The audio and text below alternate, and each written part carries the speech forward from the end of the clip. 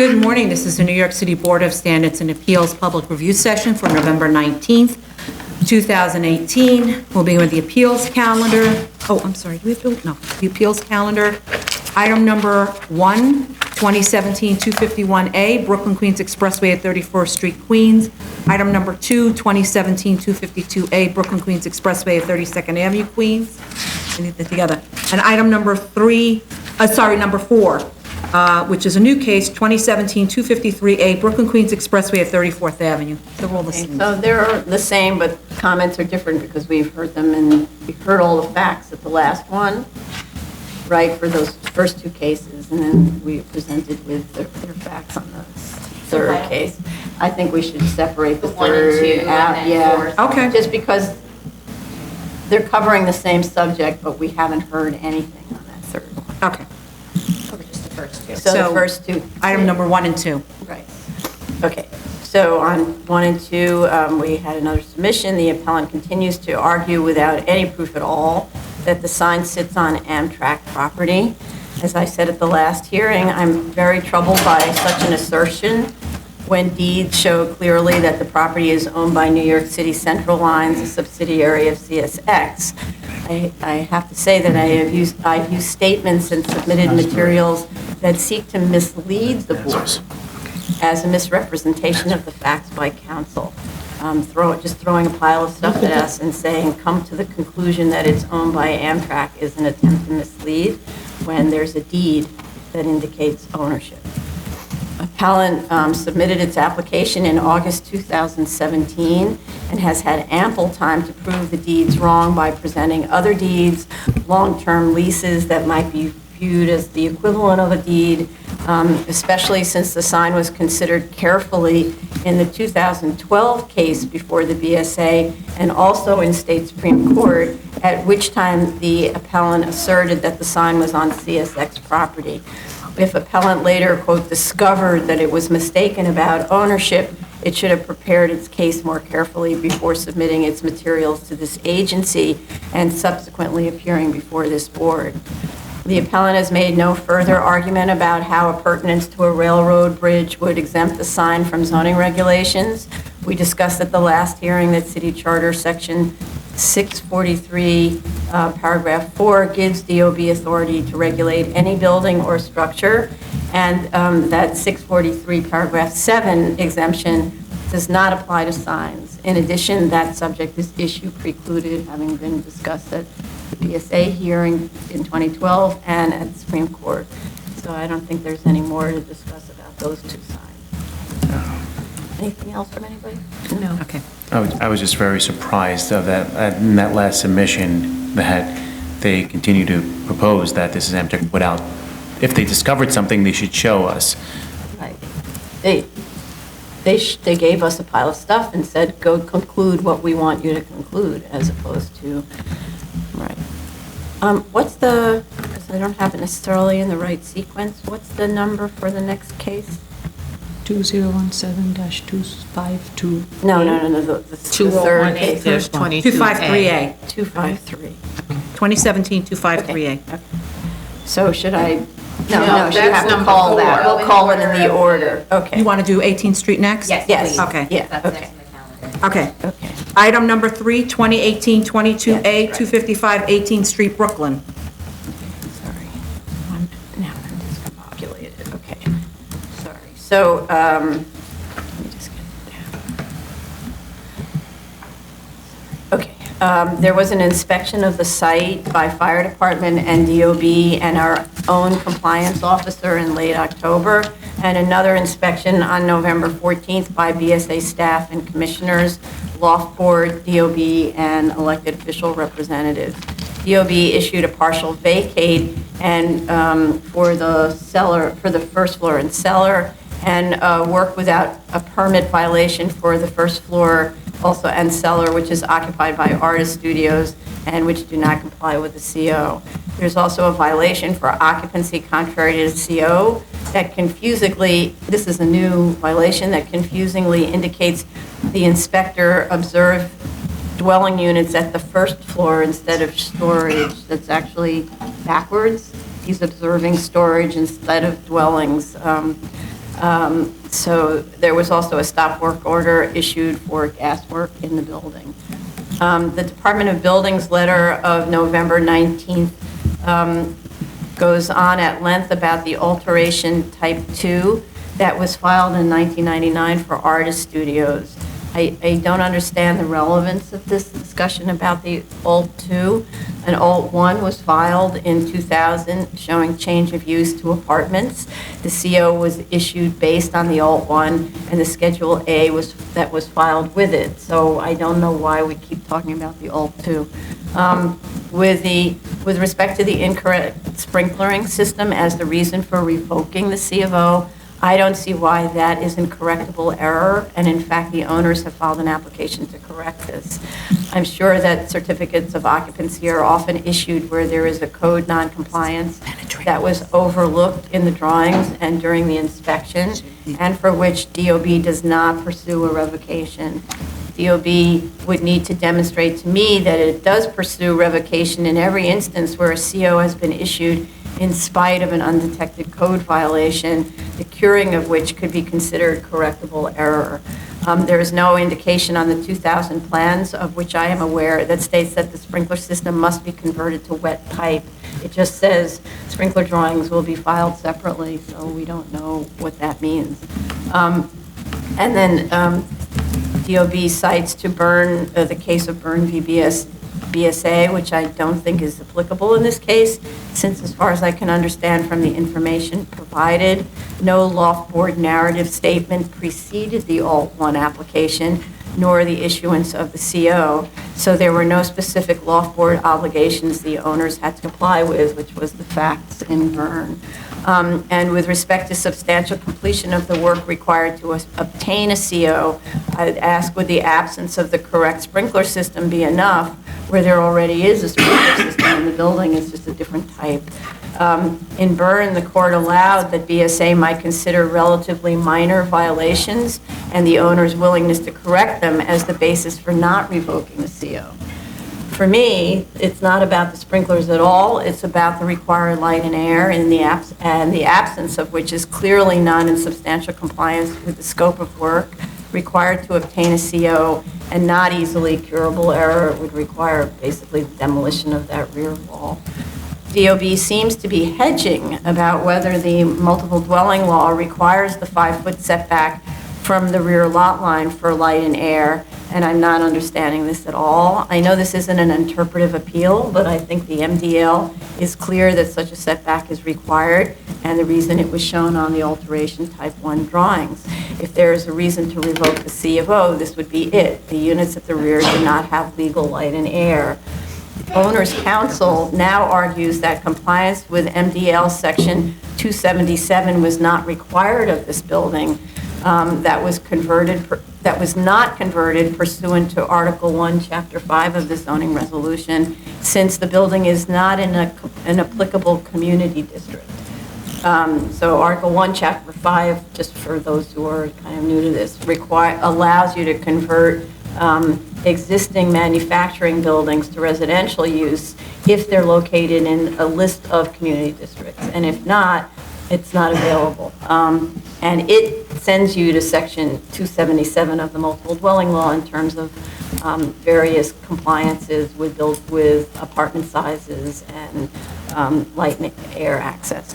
But I don't buy the argument that a conversion that neither complies with Section Zoning Resolution Article 2, Chapter 3 for residential use, nor Article 7B in the multiple dwelling law is permissible.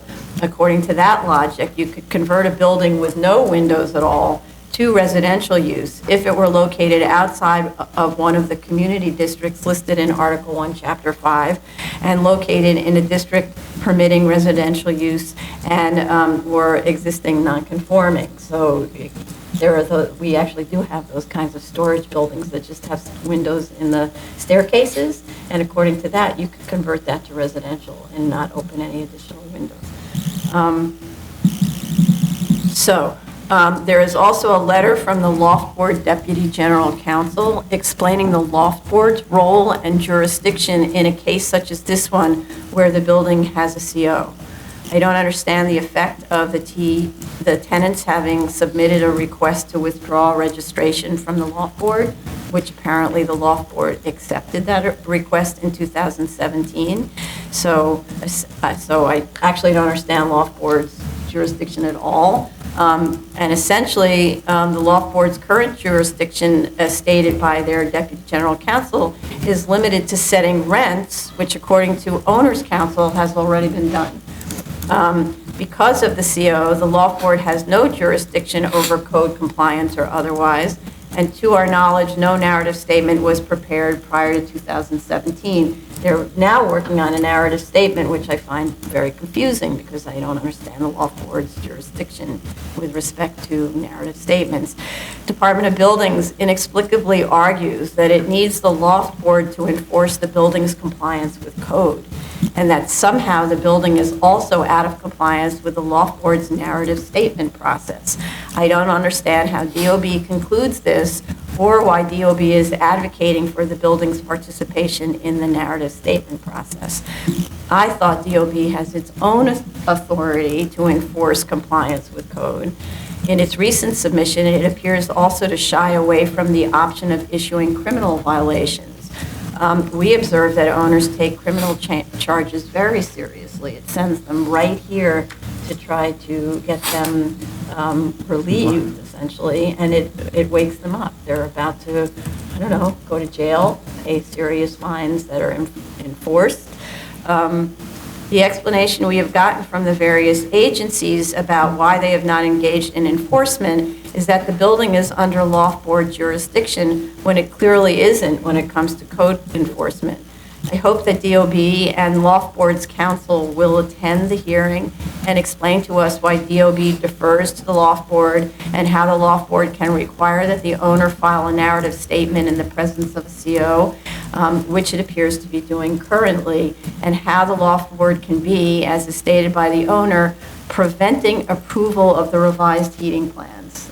It's just a morass. However, this board, and this is the part where I'm so concerned because I do think that absence of light and air is grounds for revoking a CO.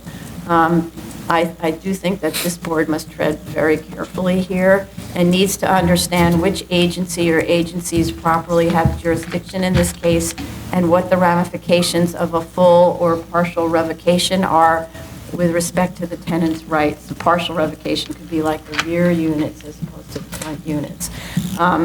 Our goal is to ensure that the heating systems are installed and other code corrections made without risking eviction of the tenants.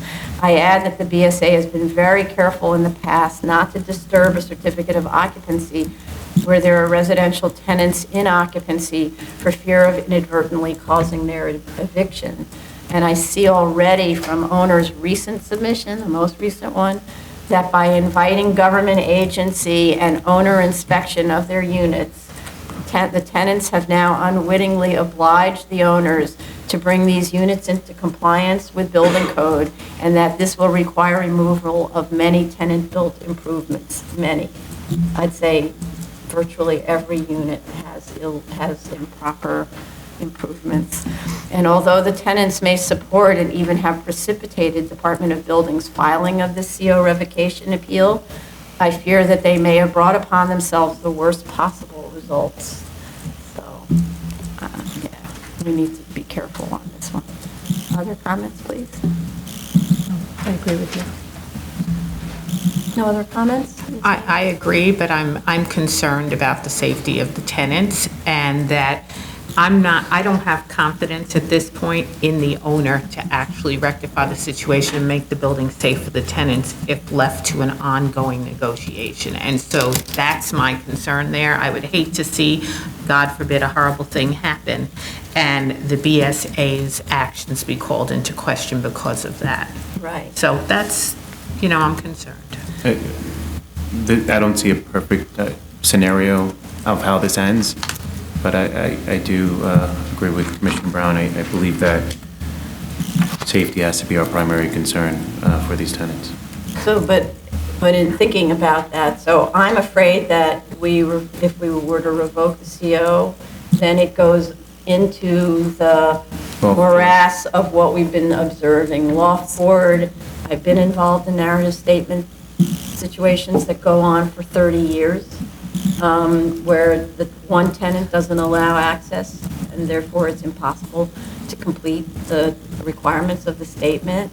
In this case, all of the tenants' units, or I'd say all the ones that we saw, will be affected by this in very dramatic ways. We're talking demolition of their lofts, of like all the stuff a lot of things that were built in there. You know, why would a tenant let somebody in to do that work?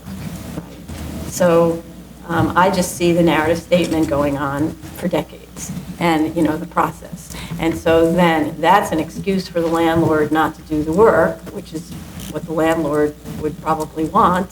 And I look at it also as an opportunity for the landlord to evict the tenants because they've made maybe improvements that didn't comply with the lease. If the rear wall has to be removed, it makes those units uninhabitable, et cetera, et cetera. So, yeah, I hope tenants council is aware of this exposure to which his clients have been placed. Okay. New cases, item number 4, 2017-253A, Brooklyn Queens Expressway at 34th Avenue, Queens. Okay, so this is the third in the sign cases. My comments are very similar to the comments from the first time we heard the prior hearing on those other two signs. Just in terms of notice, because it's a new case, I didn't see new notice to DOB in the folder, although there is an email from appellant to DOB counsel and the BSA requesting this hearing date, which was the prior hearing date was postponed. So I just want to make sure that our counsel thinks that was proper notice. Sort of an email to DOB saying, I need a different date, and I didn't see the response from DOB. But Parties agree to it. Sorry? The parties agreed to this date. We can have DOB tomorrow confirm whether. Yes, that's what we need to have DOB agree. I don't see it in the file. When there's a request to change, to amend, you need to see the response that the other party agreed to the date. Similar to the other two cases traveling alongside, appellant argues without adequate supporting documentation that the sign is exempt from regulation because it is located on Amtrak-owned property. This is an extremely easy fact to establish, produce a deed that demonstrates that. However, based on the information provided to date, it appears to be located on CSX property, hence not exempt from zoning. Photos provided weren't dated, so we can't establish the sign's existence in 1979, and many of the materials were provided without explanation as to their significance. Appellants also make a half-hearted attempt to argue that the sign is appurtenant to a railroad bridge, but I'm not getting what is appurtenant about a sign on a pole that is embedded in the ground, sitting on a piece of property that is several hundred feet from both the highway and the railroad bridge. And in any event, appellant makes no argument for why such an appurtenance would be exempt from zoning. And again, I'm very disturbed that this appellant knew that we were asking for leases on the last cases and opted not to produce any here. So again, I think what is being done is they're throwing some papers at us and wishing that we'll conclude something that is obviously contrary to fact and to the law. And I'm very, very disturbed by appellant's counsel's behavior before this agency and DOB as well. Anybody else? Zoning calendar, continued hearing items, item number 5, 28001BZ, 663, 673, 62nd Avenue, Manhattan. They requested an adjournment. It's withdrawn. They're withdrawing that. Oh, there was, Yeah. what? They're withdrawing this one. They're withdrawing. Oh, I didn't Yeah. get that. When did that happen? Okay. Sorry. Okay, item number 6, 2016-4273BZ, 669 2nd Avenue, Manhattan. They're Oh, asking I'm for an sorry. adjournment. It's out of order. Sorry. Yeah. Let's do this again. What was the last one? The last number? 28001BZ. Ah, okay. Okay, so it's not in the same order on my calendar. Okay, 28001 is being withdrawn. I was at 2nd Avenue when you said. This is also Second Avenue. They're both the same. one is Oh, the yeah, extension For of the time to extension, the other one's complete. for the Oh, no, signage. okay, it's, All right, so it's still Yeah. not in this, right. So they're both withdrawing. No, No, this one's adjourned. Just The extension of time is being withdrawn. The good faith reliance remains. But it's being adjourned. It's being adjourned. Okay. So for the withdrawal, there's no issue about the variance is gone on that? It's on a different address. as of right. They're pursuing an as of right on the first They're one. looking at alternative Yeah. options. So they have to surrender The the notes variance with. lapse. Yeah. Variance Yeah, lapse yeah. as a result of the withdrawal. Right. And also, I think at the last hearing, we had asked a lot of questions about how the programming that was approved, especially with the U.S. Postal Office, still applies given that there's been a change in the U.S. Postal Service. So I think given all of those issues raised, I'm assuming They opted to. they're opting to reevaluate their program and alternative development option. So we're still going for the sign. But if the original sign was a condition of the variance, and you've given up the variance, then don't you give up your right to your good faith reliance because you no longer have the variance that the original sign placement was placed on? Right. Was based on? That was on the building. It was That's on the no building, longer and now there's not discussion. going to be a building. That's not. No, but there's a different, That's, there's a new one. is based on. It is, it's based on the fact that DOB okayed the repositioning of that variance sign to another part of the lot. Because the sign was lower and. On the corner of the building that will no longer they- ever be. Just pausing. Have we called number 16? Oh, Yes, we did. We We did. We- They were Okay, called just in wanna make sure. Okay. tandem. My understanding was there was an existing sign. Yes. That was on Yes. top of the building. Yes. And that tenement building was demolished. And that particular sign was brought to ground.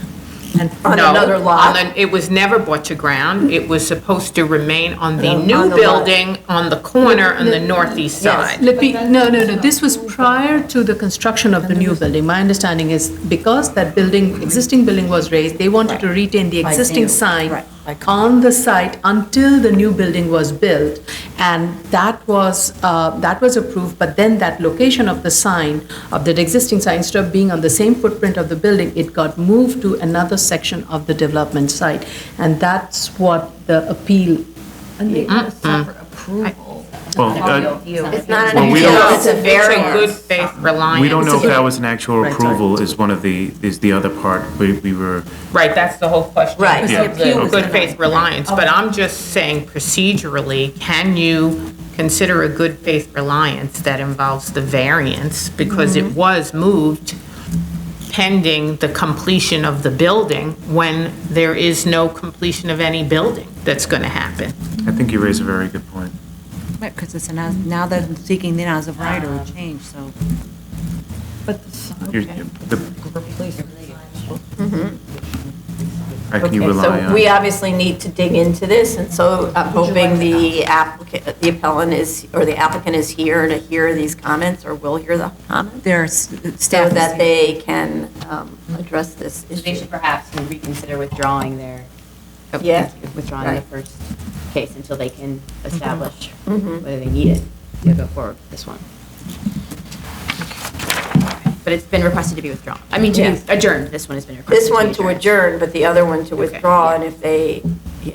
Would you like the applicant to? Yes. Yes. Yes. And to the extent that they can address this question, maybe there's not enough time to thoroughly consider it, but they need to, yeah.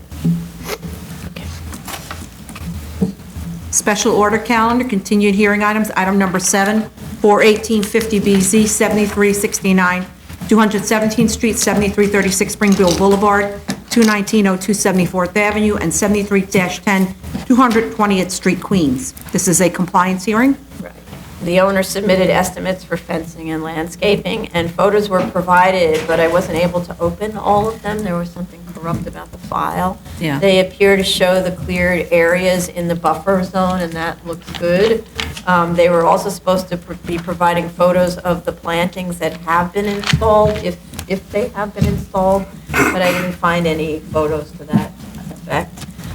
We last met in June, and at the time, they were waiting for proposals from landscapers, which were submitted to them in August. So I don't know if there was landscaping work done, and if there wasn't, why not? They had those good months. You know, usually you plant in the fall, so you plant like late September, October, which is perfect, in which case they should have had photographs of the planting. So, don't know what's going on. They did submit two proposals from two companies, landscaping proposals. Right. And unless I misunderstood it, it seems no decision was made by the board, the co-op board. And that was partly because of the amount of financing that would be required to do the landscaping work. And given all the improvements and there being enough of a buffer as it stands, they were actually, I think, they didn't want to proceed with it. So my understanding was that the first proposal, which was a significant amount of money, was for larger vegetation to fill in the gaps, right? And then there was a second proposal and I understood that work was supposed to have been done. And the second proposal was for sort of the low-lying vegetation. And their question to us was, do you still want us to go ahead with the low-lying vegetation because we think the larger greenery, shrubbery, whatever, will grow out and will fill. So my understanding was they did proceed with the first proposal, and they were asking whether they should proceed with the second, because otherwise there's no way to be able to tell without watching how it was planted. And because, you know, when the landscaper without drawings just says, I'm going to give you 20 of these and 13 of those and all that stuff, it's impossible for us to visualize how that's going to work out in the end. So it would be more like photographs to show that this tree, these kinds of trees will grow to be whatever, or something, you know, to tell us. Obviously, the neighbors are concerned that now the tall trees provide no buffer because you can see right through them. And the area was so cleared out, you really see through them now. I mean, that's a good thing to do. We're learning from all these forest fires that you really should be clearing out shrub, brush like that. So, all right, we need a clarification on that. Hold on. Uh-huh. Item number 8, 170-92BZ, 23204 Northern Boulevard, Queens.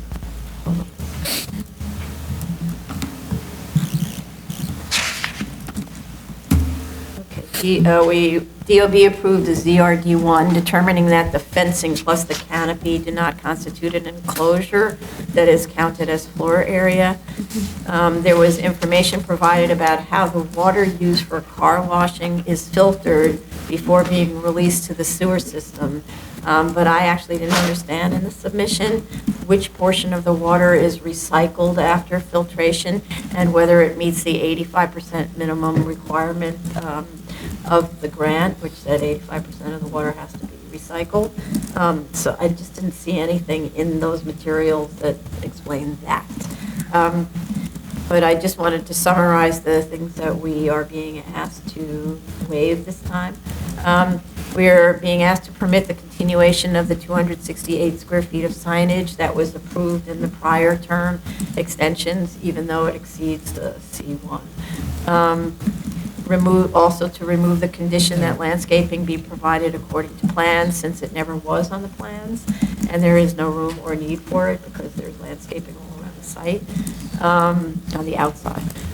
To acknowledge the canopy fence condition at the rear of the site, to remove the lock gate condition after hours because they don't have a fence there and they don't have a gate, that the hours of operation remain as the prior approval as Monday to Saturday, 7 a.m. to 10:30 p.m., and Sunday, 7 a.m. to 7 p.m., and to maintain conditions of oil separation, water filtration, and 85% water reclamation. Any other comments on that? I had a question as to water. I was looking for the rule. I couldn't find it about how much, about soap water not being permitted into the sewer system.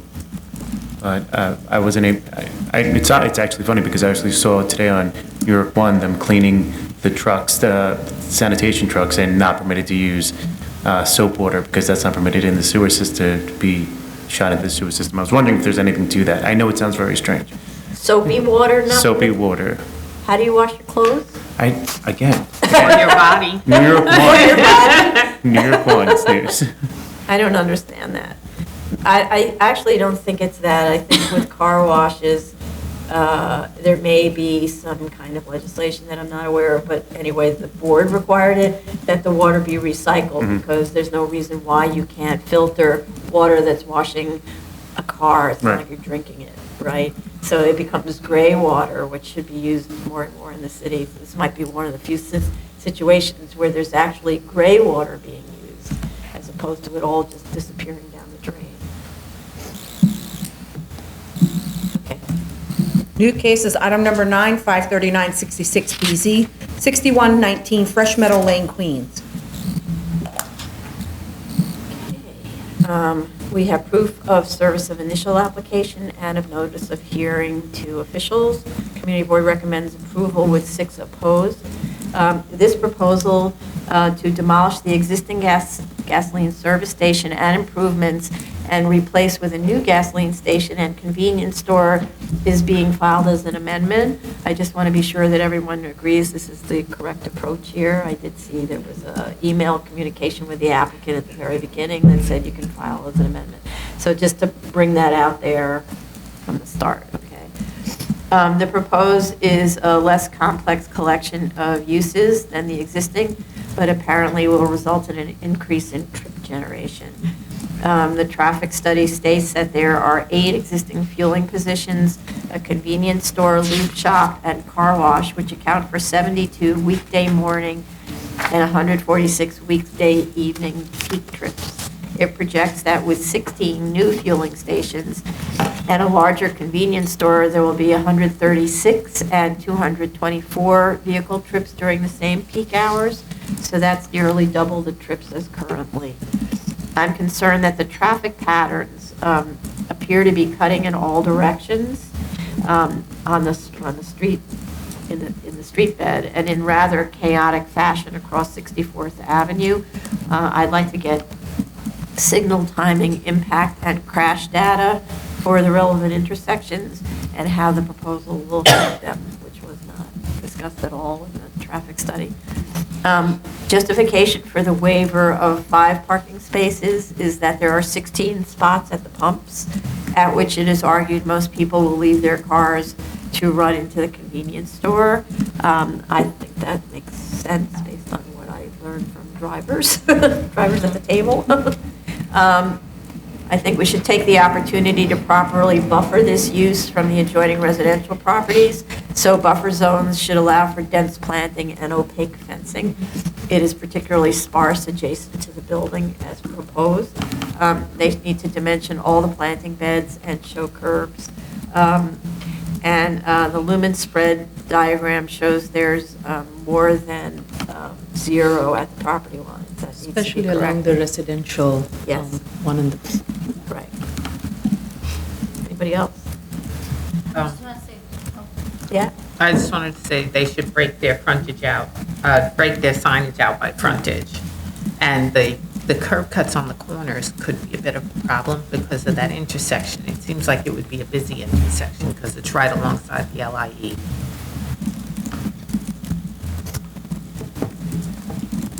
Yes? Did you have anything you wanted to? No, I had, I think that intersection, the traffic, understanding the traffic signals, it will be critical because that is the Horace Harding Expressway service lane of LIE, and there are, I think, specifically left turning lanes and right turning lanes, and there are special signal timings all around that. So that intersection, that curb cut that's located right in the center is critical, but the operation, understanding that operation will be much more based on the traffic signaling and how the vehicle movement occurs. So we As need being much in that more study on, Yeah. on the impacts Yeah. that DOT will review. Well, based on the initial traffic study, we asked for an expansion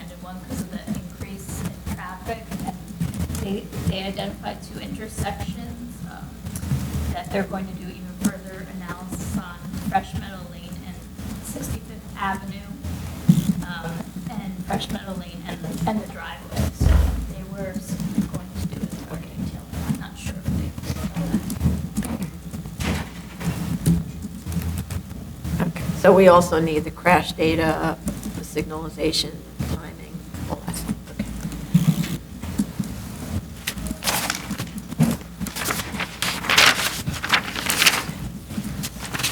Okay. Appeals, I'm sorry, may I go on? Yeah. Appeals calendar, item number 10, 2016-4330 and 4331A, 1619 Tuttle Street, Staten Island. Item number 11, 2017-30A, 16 Garage Tuttle Street, Staten Island. And item number 12, 2017-226A, 18 Tuttle Street, Staten Island. The applicant obtained approvals from DOB, Staten Island Borough Commissioner, regarding the curb cut location and screening. There is a memo, as we requested, going through the question of practical difficulty or unnecessary hardship in GCL 36 and citing case law, even though a lot of that case law refers to the wrong section of the GCL, referring to populations of less than 1 million. Correct, Chase? Yes. Okay. The house on Home Place was reoriented, as we know, to face Home Place, and fire department signed off on it. A fire department related and HOA related restrictive deck with respect to parking and maintenance were provided. It has typos, especially it has typos that should be corrected quickly. In addition, there is still a caveat about underground utilities being maintained by the HOA unless they aren't. They should come out. The whole point is to put owners on notice about who is responsible for everything located in the roadbed of the unmapped street or private roadway. This was already done with the HOA, so they should be consistent. And then just as a reminder, we need an approval of the builder's paving plan as a condition prior to permit. Okay. Anybody else on this? Condition prior to building permit. Yeah. That'll be a condition. Understood. And I think if they can make those quick changes to the HOA, to the restrictive deck, I think we could be finished with this, the typos. removal of the utilities. Yeah. Okay. Item number 13, 2017-59A, 3857 Ocean View Avenue. You have an adjournment request on this? Oh. We do? Don't we? Really? Ocean View Ave? Maybe I'm wrong. I'm sorry. I have a note on myself. Really? Well, There was a submission. but it didn't come to any conclusion because DEP is still reviewing. Right, but that doesn't mean there wasn't. Because waiting for DEP. Right. We're waiting for DEP, but we don't necessarily need to, I don't know. Oh, I'm sorry. I didn't I'm see sorry. an adjournment letter in the folder. Is there an I'm sorry. adjournment letter? I'm sorry. I normally always adjourn because DEP has not responded there. No, but that's DEP. So, because there's Appendix G issues here that I want to discuss. So, Okay. the drawings were revised to show dry flood proofing of the community facility space at the first floor. But there's also a note that states the building is not subject to Appendix G, and that the work is not a substantial improvement. I just need to sort of generally ask, on these GCL 36s, have we been requiring ZRD ones? No.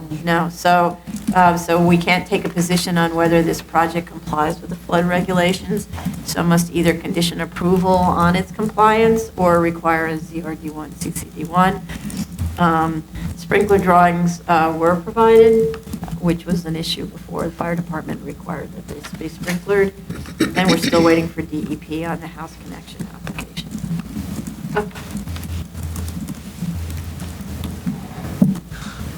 Zoning calendar, continued hearing items, item number 14, 268 14BZ 23106-10 Northern Boulevard, Queens.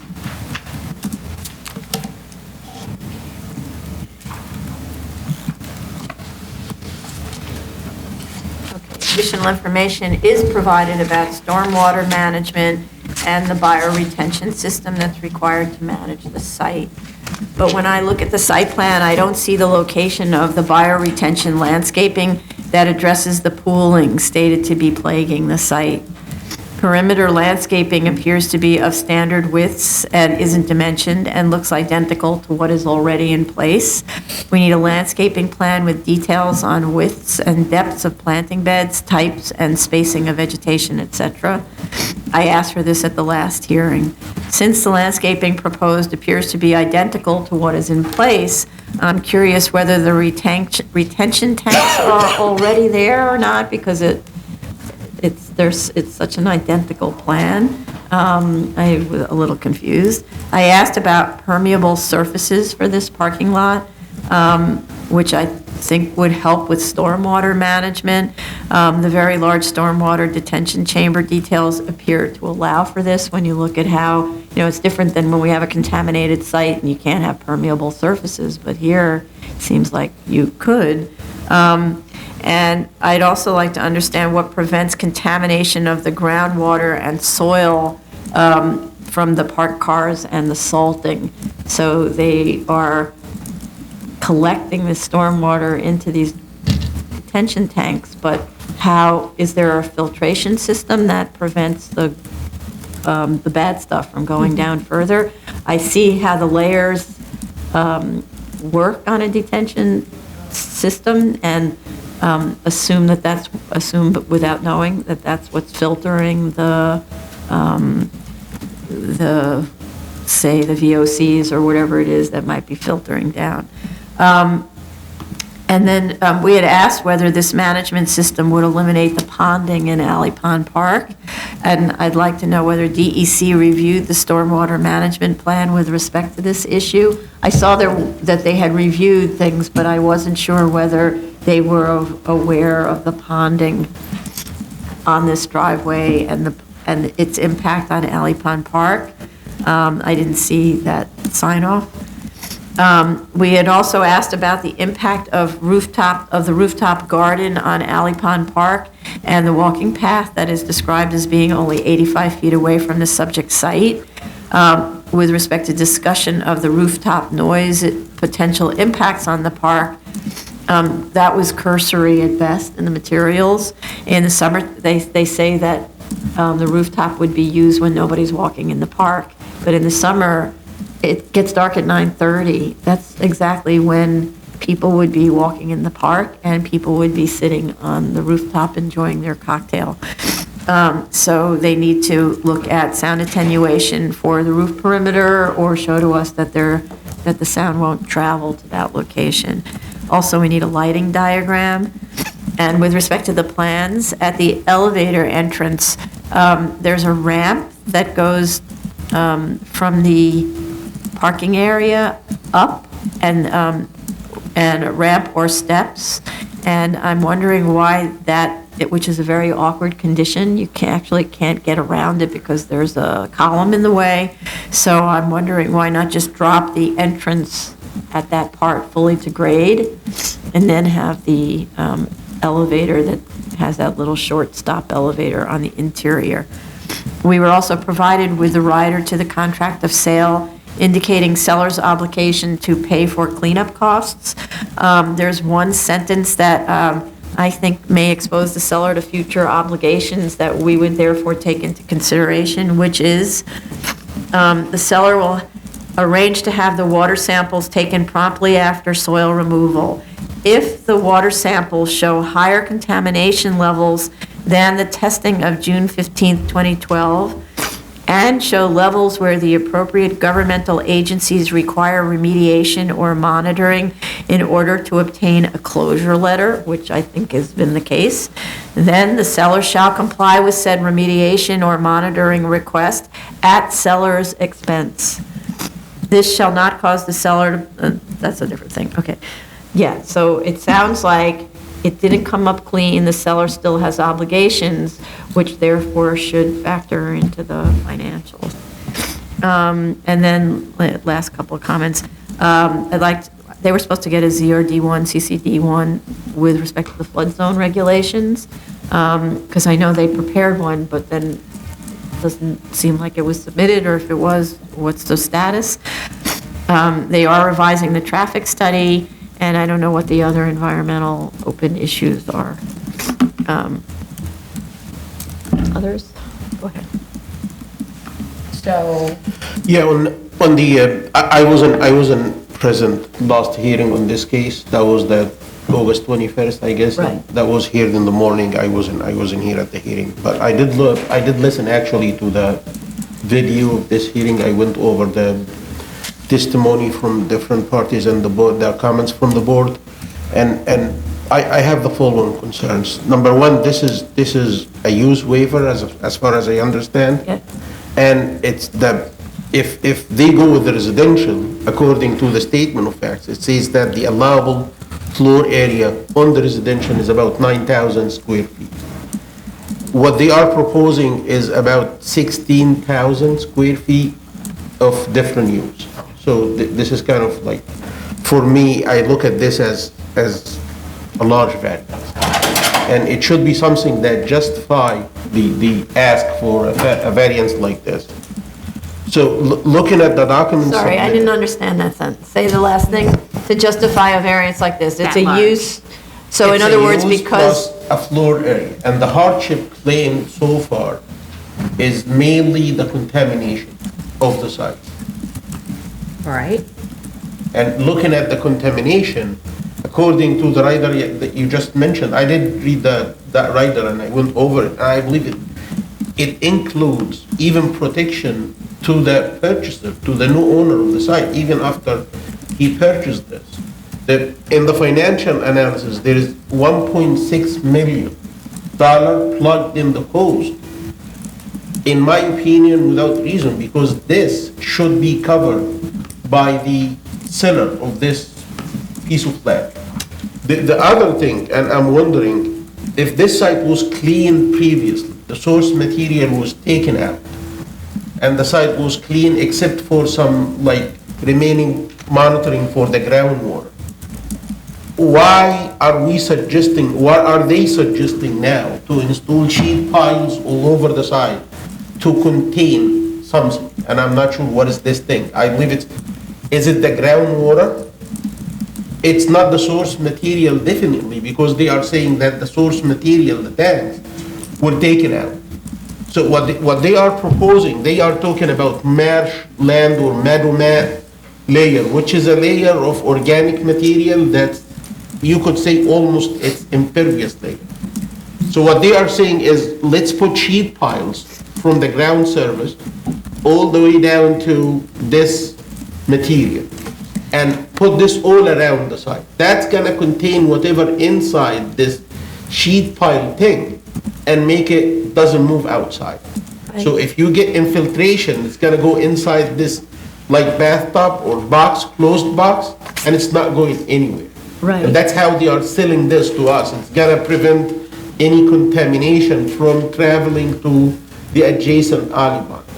If you needed an expensive solution like that, why you didn't implement it from the beginning? And if you, what do you mean? Why didn't the seller implement it?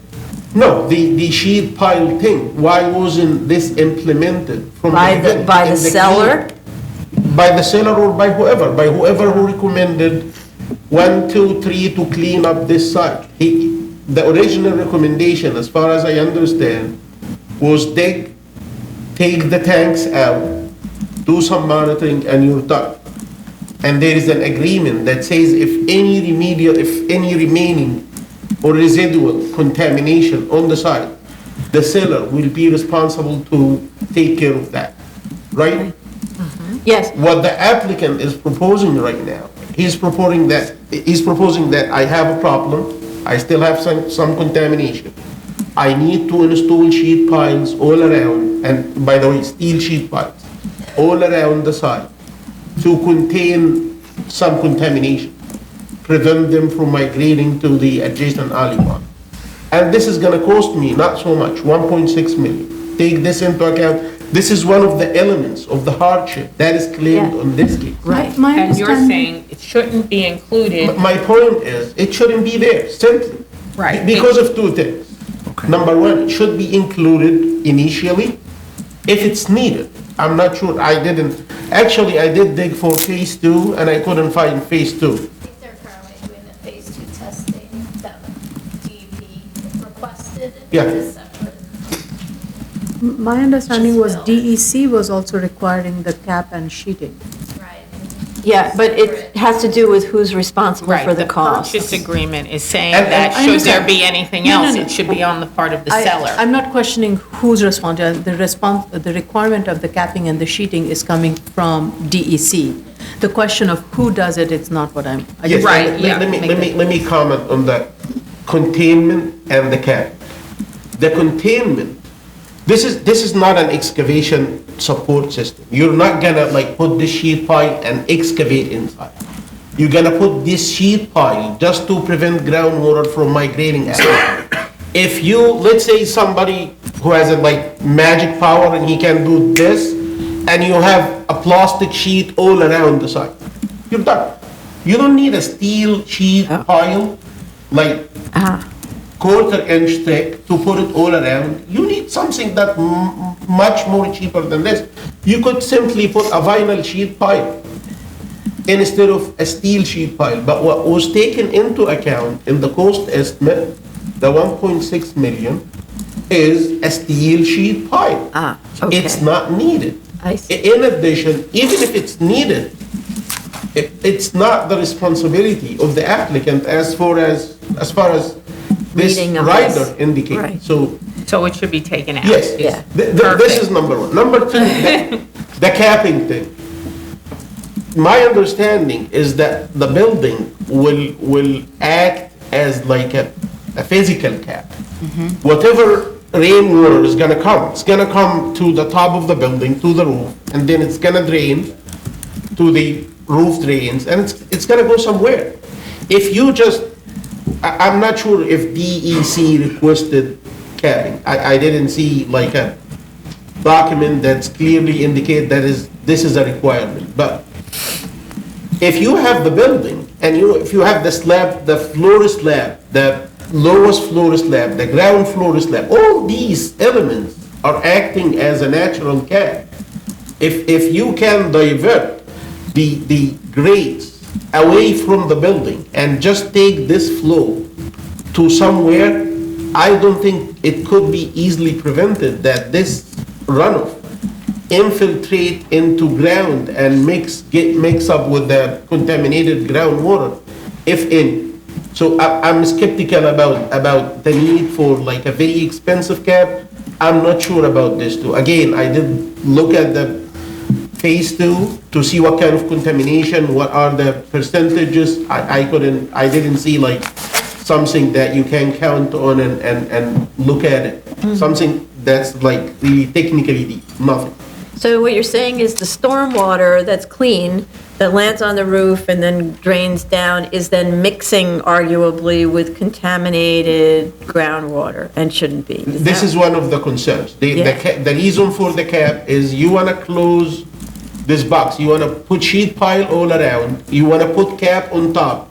So you prevent rainwater from infiltrating into, mixing with, let's say this cap is not there and this sheet pile is not there. What they are saying is when the rainwater comes, it's gonna infiltrate into ground, mix with the groundwater, which is contaminated, raising this groundwater table up, causing hydraulic gradient, so the groundwater will flow towards the alley pump. So to stop this, two things need to happen. Number one, contain them using sheet pile.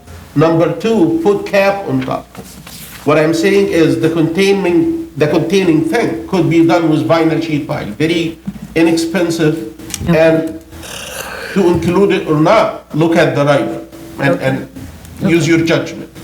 This is number one. For the capping, the building itself it's gonna be built over this piece of land. The remaining side yard at the side and on the front is very minimal. So Okay. the building will act as a cap. So I'm not sure why the cap is needed. If DEC said the cap is needed and is a must, and somebody DEC, hey, the building is acting as a cap. Mm-hmm. Would they say no? I'm not sure, maybe. Right, right. Maybe they will take it. So you're saying there's, what they're describing is capping the entire site and then building the building on top as opposed to. I'm not sure what they are capping, I thought actually. they were They are capping saying sheet only- pile, and they didn't provide us with like drawings showing the outline for the sheet pile. Just sheet pile, and this is the post. I think they're only capping the gas station area. That's what he's saying. right? Yes, I'm talking about the gas station lot, because this Right. is the contaminated lot. I'm Right. not talking about The the rest rest of of the it. site. Okay, I No, just want to- No, just talking about this piece of land, But that gas station, I believe it's lot 122 and lot 22. Yeah, So these two, this piece of land, if you want to cap it, if you're gonna leave it like without any building on top, and you want to cap it, yes, I could understand this. But if it's gonna be a building on top of this piece of land, and at the very top of the building, you're gonna have a roof that you could like play with the slopes of that roof, collect the rainwater to roof drains and take them somewhere. yes. So you don't yes. have an So issue. the issue, just to cut to the chase, the issue is double dipping effectively. There's a cap on top of a cap arguably, and if there isn't, then they need to clarify that they're only capping the little side yard area or something that's not Yes, building. the Right. other point that I thought about, actually, like 2 months ago, is the issue of connecting the side trench thing. Can they connect to the existing 18-inch pipe or not? No, they're not allowed to. They are not allowed to connect to the 54, like to put another side connection. This is not allowed, as far as I understand. Yeah. But since this is one owner, and this is gonna be like one side, They're still not allowed DEP is to. not allowing new connection to the existing one. understood, but this is like that. You're gonna have a rain. If you wanna drain the entire side to this 18-inch pipe, it's gonna flood. But if you put what we call a detention system, which I believe they are using, but they are using fancy one. If they use a larger detention system, it's gonna enable you to retain more runoff. So you can put this runoff later on to the 18-inch pipe and put it to the 54-inch pipe.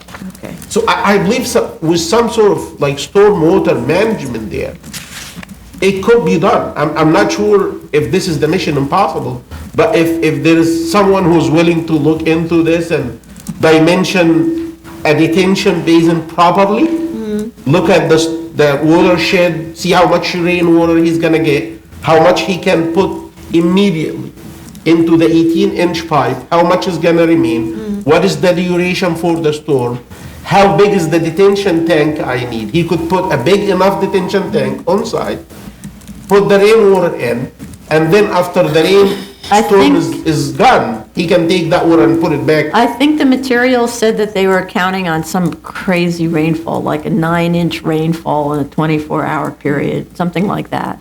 So if you look at the materials on the detention tank, they gave us quite a lot. It did talk about what they calculated it based on. So very, very heavy rainfall.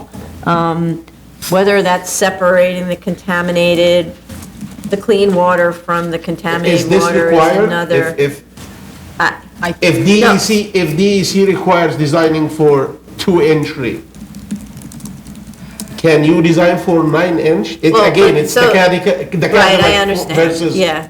So it's back to the same thing. Right. You- But you- there's no question that they need to deal with significant flooding around Alley Pond Park. We hear everyone complain about it at all the perimeters of Alley Pond Park. We see images of little lakes that develop on one side or the other of the park.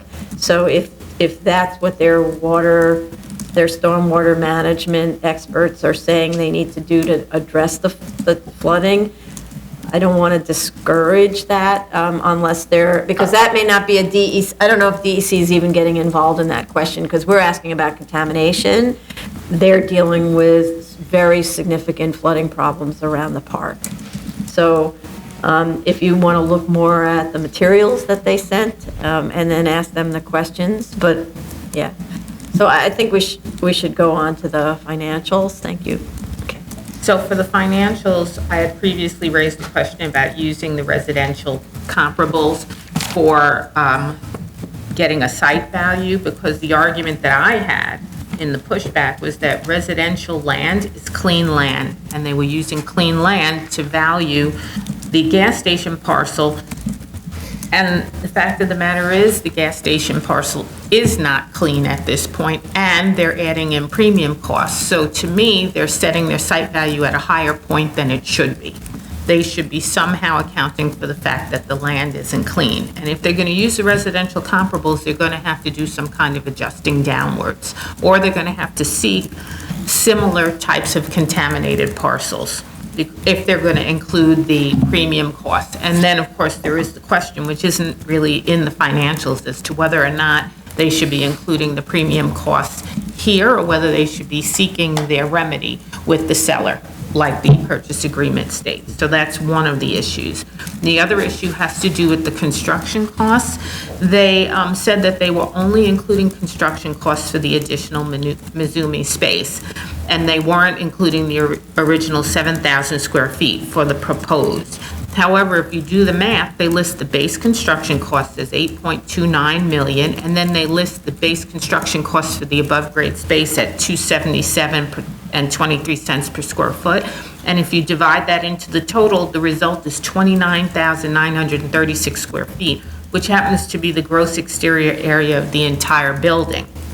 And so I think that they are somehow including costs into the construction cost for the original space. Which we asked them last time not to do. Right. Now, if you take those same numbers on the as-of-right retail, which is from the ground up, you get base construction costs of $2.1 million. And when you divide it by their price per square foot for their base construction costs, you get 8,811 square feet, which is actually the size of the retail building. So I think there's some kind of a problem or inconsistency with the way in which they're doing it for the proposed, and they need to look at that. That's it? That's it. Yeah, with respect to the construction cost as well, I didn't mention this in the hearing, last hearing, but I mentioned it in the executive session that we need details of the construction cost, and I didn't see any details submitted. Okay. Item number 15, 19015BZ, 5157 Carmine Street, Manhattan. Okay.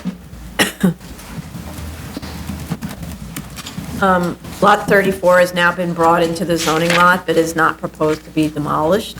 The effect is to raise the allowable floor area ratio to 2.76 adjusted weighted average, and the maximum allowable on the zoning lot to 18,626 square feet. But with the existing building on Lot 34, the development site's potential is brought down to 13,311 square feet, which is approximately where we were before without Lot 34. My main question is, shouldn't Lot 34 building also factor into the viability of the site on a lot of different levels? Lot 34 has at least some actual frontage in the C26 district for as-of-right retail, and of course it has income, which I don't think was included in the economic analysis. So the applicant paid for Lot 34 and then realizes no income from it, even though there are no additional costs to bring it online.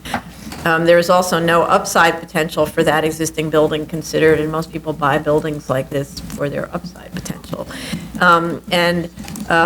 What about the income from Lot 35 that is held in common ownership, as discussed at the last hearing? Even though it doesn't get brought into the zoning lot, it's still common ownership, right? So I'm not sure whether you can include that. There is a uniqueness study that claims this is the only site of its kind in the area that is both split, disfavoring retail and a corner lot. But uniqueness isn't the only requirement for a variance. It must drive the hardship. I'm still working on how a perfect rectangle suffers a hardship, except for the retail component that it unfortunately can't pursue to its fullest due to the split lot. And even there, with Lot 34 included, and some or maybe even a lot of frontage within the C2, I just want to point out that the site plan that they provided doesn't explain how it located the district boundary line, so I don't know where it really is. If you look on the zoning map, it looks like there's very little that falls within the C2 on Lot 34, and when you look on their site plan, it looks like almost the entire frontage of Lot 34 is in. So I don't know how they established that. But if it were, you could bring a full first floor of commercial with entry on Bedford that follows the district boundary line. So you could actually get commercial there, even if it's odd. And I admit that that's very odd and leaves an odd remnant on Carmine that's not desirable. But I don't think there's anything to justify nearly 13,000 square feet of additional floor area or even a rear yard waiver on a perfect rectangle. I think the applicants actually misunderstand what a 7221 variance is for. It's to alleviate true hardships when you have a burdened site, right? Others?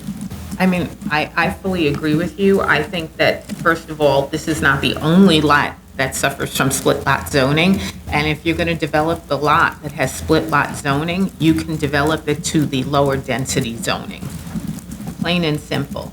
Their issue with not being able to put the commercial on Bedford really has to do with their decision to retain the building on Bedford and not change anything about it, so that therefore there's no way to get out on Bedford. Otherwise, they would be, if they were to develop the site completely from vacant land, they would have an exit on Bedford, and it would just be a split lot like every other reason. So their whole, like every other lot that is a split lot. So their whole argument that this is a split lot and our preferred zoning that we want to utilize, we can't utilize because there's a building in the way that we don't want to demolish, to me, could be considered self-created. So I have an issue with that, because other than that, this is a 90 by 75 foot lot, and it is a perfect rectangle, and it is a corner lot. So to me, it's got everything going for it. I have a slightly different take on this, and I think, yes, by combining the two lots, it does allow for a larger commercial frontage on Bedford. Bedford is a very narrow street compared to Carmine. Bedford is a solidly residential frontage. And Carmine, though it does not have the commercial overlay, has all the commercial traffic and the commercial footprint from a use point of view. Regardless of how the zoning map is drawn, the appropriate use of a commercial use is on Carmine and the residential use on Bedford. And the fact that there is an existing building on it with all residentials, and it's not a vacant building, it's a fully occupied building. And for us to say that it's a self-created hardship, because that by tearing that building down, the developer can have a very solid residential footprint for a new construction without seeking a hardship. I think just as a policy, to me, it's a little bit of a concern that we're almost encouraging development. We're not We're not saying that at all. What we're saying is that it's their choice, which they have every choice to make as the owner of the property, to keep the building. Nobody's saying that they have to demolish the building. We're just saying that to come here and say that that is your hardship, that smacks of self-creation. I think it's also the fact that the lot is actually developed and is recognizing a return as it exists, that it's not recognizing the return they want. They're not preferred return? Preferred. Right. But Preferred also, use, I think, is this the- site was not included in the original application. Now we are asking it to be included, and now we are also therefore saying it's a. Well, we're asking because they admitted it was the same zoning lot, and you have to analyze a zoning lot here, not just a tax lot. They're the ones who admitted in the paperwork to begin with that the zoning lot was comprised of two fair lots, enough. so that was their decision. Right.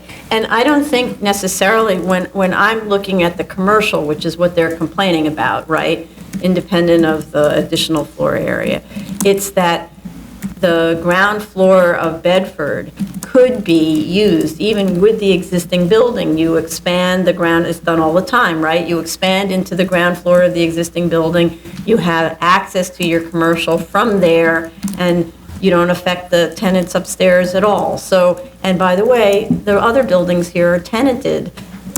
development is like that. They kick the tenants out. That's the reality of how development works in New York, right? So we're not encouraging anything. It's just the reality of the marketplace, how you get, there are no vacant lots that are naturally vacant here. Every single one of them had a building that gets demolished. And their proposal is to demolish these 3 buildings that currently have tenants. However, they accomplish that, buying them out, waiting for vacancies and so on. I think the issue always has to do is what's unique. We need an A finding. So what's unique about the lot?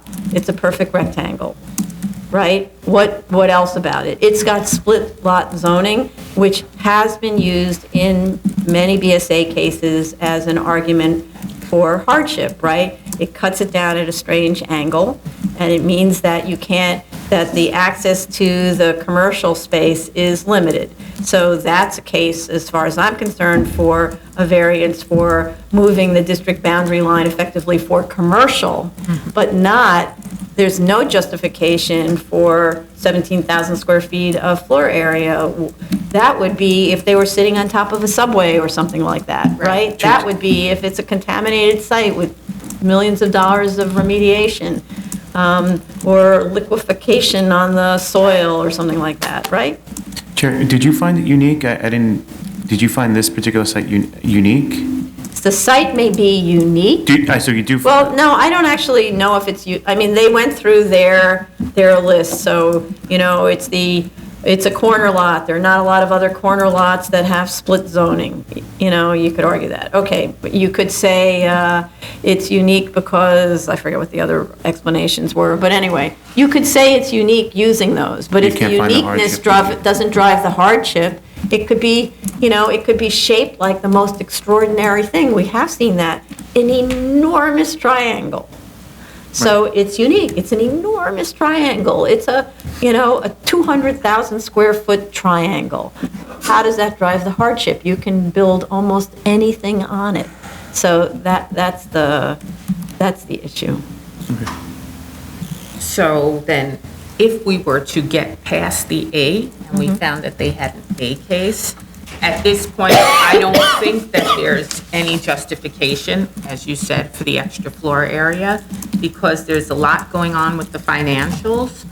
For instance, with the site value, they are valuing it as the sum of the development rights minus the already built building on lot 34, plus the development rights on lot 35, plus the capitalized value of the residential building on lot 34. And then when they're actually going to the value side of the equation, they're not including the income for the existing building. So that's lopsided right there before you get any further. I still also think that because the lot 34 has the residential building on it, it's more appropriately valued as if it's just a building sale, a property sale of a building, and then add it to the development rights on lot 35, which is what they're going to demolish and then rebuild. So I'm not sure if there's a little extra inflation in that site value. Then when you look at the income side of the equation for the community facility scenario, the as of right, they're only valuing half of the rentable first floor area, and I'm not sure why, so that's also diminishing the income. It says 2,242 square feet of rentable first floor area, yet when you look at the plans, it's an open floor plan, almost exactly like the retail floor plan, and for the retail, they're considering the entire space. So they would have to tell me what's going on there, why they're discounting it by half. For the retail in the proposed, they're actually giving us small comparables, and only 2 of the comparables are actually corner spaces, and those are a little higher valued than the other spaces, but I think I need to see large corner spaces as comparables so I can make sure that they're actually getting at the premium of a quarter space that's actually 5,000 square feet, which could be a nice store, a nice high-end store, a great restaurant. It's in the perfect spot. Especially Carmine, that's Restaurant City. Exactly, and there are restaurants on the other corners. So it's actually the perfect place to have a restaurant. I think there already is a restaurant at that very spot. Right, Isn't that that's where true. Market is? Yes, there Yeah. is. Also, then when I went to the residential rents, while the rents in the 421A are capped by government agencies, that's fine. The other rents have to be valued as if they're market, and all of the comparables, almost all of the comparables that they are using are buildings that are listed on DHCR's website as being regulated buildings. Even the co-ops and the condos that are part of their comparables are listed on that website because they have non-eviction clauses. So that regulated rent is lower than the market rent. So they have to cast those comparables out completely and reevaluate their comparables and give me market rate comparables for the market rents in the building. And then I have the question about the construction costs. They need to explain to me why the construction costs to the as-of right are actually higher than for the proposed. It's not like one's a walk-up and the other's an elevator, which wouldn't make sense that the taller building would be a walk-up and the shorter building would be an elevator. But they need to give me in narrative form the reasons why. I got nothing of what I asked for before. No, nothing on the construction cost quantities. I still see prices, although they are better from other cases, the price for the 8-inch flat plate concrete for the superstructure is $57, not 70 like the other case on White Street. But this is still very high. I believe a reasonable price could be $25 to $30, not $57. If the applicant disagree, please count this by cubic yard, not by square foot. So instead of going with the unit is a square feet, just consider this as a cubic yardage and give me how much total cubic yardage in the building. I see that we still have underpinning and excavation support. I did ask for the geotech and for the adjacent building condition description. I got nothing. I got no drawings for the excavation support. There is 30 grand for pumping. I don't have the geotech. Again, I can't judge whether this is legit or not. Excavation quantities, so very much the same comments from the last hearing, nothing changed. Okay. And by the way, the total of the items I'm looking at right now, for the superstructure concrete, it's about 2 million. And for the foundation item is about 1,200,000. So this is not like a small amount of money. It's So, but if we just go back to the reality, I think that at least I, and I'm hearing Commissioner Ali Brown, not persuaded that there's an A finding to support the 12,000 square feet of additional, 13,000 additional square feet. My perspective is there's an argument for commercial on the entire ground floor. So then, they're not arguing that the subsurface conditions are a premium cost. That's just a cost, right? So if we were to say, okay, instead, assume your project just has a waiver for ground floor, I don't know whether they would proceed with this application, but then maybe the proofs are different, you know what I mean? Because we're not having to drill into how much additional floor area they get, right? Except there is something that is, in this case, inflating the cost of the as-of right and making it seem like nothing is viable unless we go with the proposed. And so for that reason, I would support Commissioner Shetta's requiring that additional information. Wait, let her finish. There seems to be an extremely large delta here. We're talking about, let me see, $13 million between cost and value. And something's going on here because, as we said before, there's no issue in the ground. There's no issue with the shape that's requiring extra high construction costs in order to build this building. So therefore, what's going on here? Something's inflated, not just the site value. And so if we can examine everything under a fine-tooth comb, maybe we could figure out what's really going on here, because it's certainly, there's no justification for extra floor area on any level here. And I just want to mention something extra. Even if the applicant is not claiming hardship based on subsurface conditions, you still can, if you plug in the equation, excavation support that is not needed, or that's more expensive than it needs, it's still going to affect the financial decision at the end.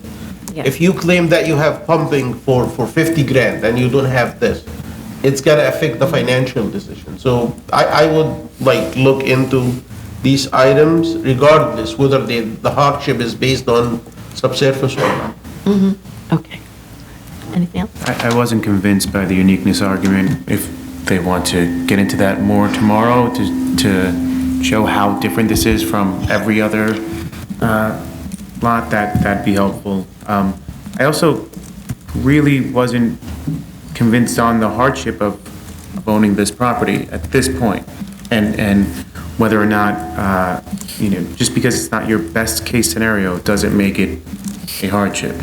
Right, not every lot is built to its highest best use, period, nor is it required to be. So if they get into that tomorrow, that would at least put light as to how we proceed. But if we don't find an A finding, I think that if we don't agree to an A finding, I don't think we should take it too much further. Right. Okay, thank you.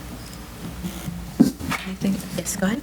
Item number 16, 2016-4272BZ, 1432 Second Avenue, Manhattan. It's a PCE. Okay, what? Well, can you read the number one more time?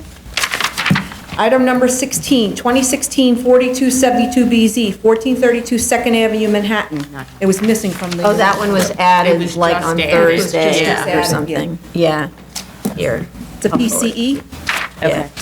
Okay, so the applicant submitted a photo showing the hearing was posted in the building lobby. Unfortunately, this posting only indicates that interested persons can attend the hearing, not that they can submit something in writing to submit or to our address. I repeatedly ask that it invite people to write. So going forward, I don't know if we produce these lobby notices, they produce them, broadcasting that whenever we ask for this, you're inviting the neighbors to write in, not, people can't attend these hearings when they work. Okay, I didn't have any other comments. Anybody else? No. Move on. Anybody else on this? No? Item number 17, 2016-4275BZ, 13215 14th Avenue, Queens. This is also a physical culture establishment. We received a fire department letter. I did find proof of service of the initial application to officials at, sorry. This is Sorry, a sorry, continued sorry. hearing. Yeah, I know. At the last hearing, we discussed the installation of the chairlift and gave them these 4 months to get approvals and install.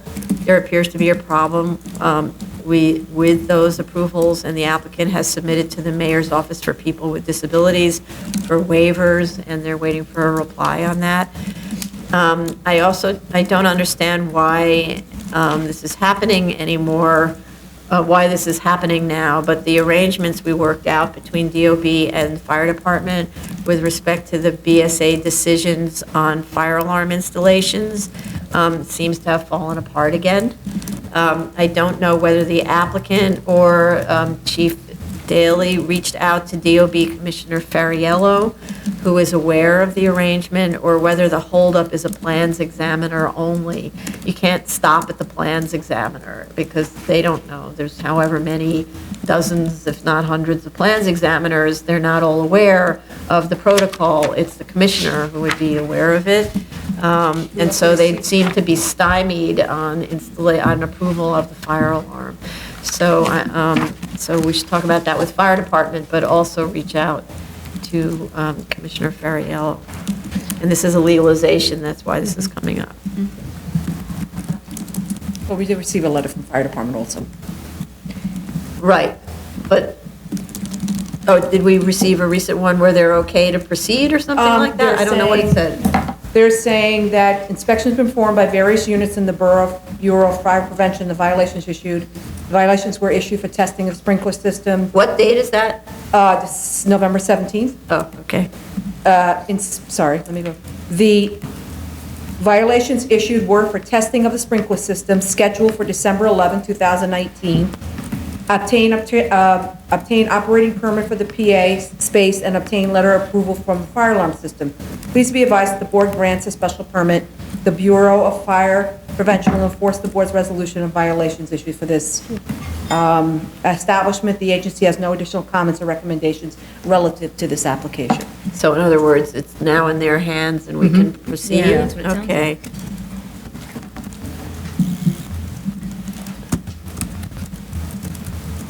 Absent the handicap thing. Okay. But we should reach out again to Commissioner Fariello and say, we don't understand. We had this great arrangement. It was working perfectly for an hour and a half.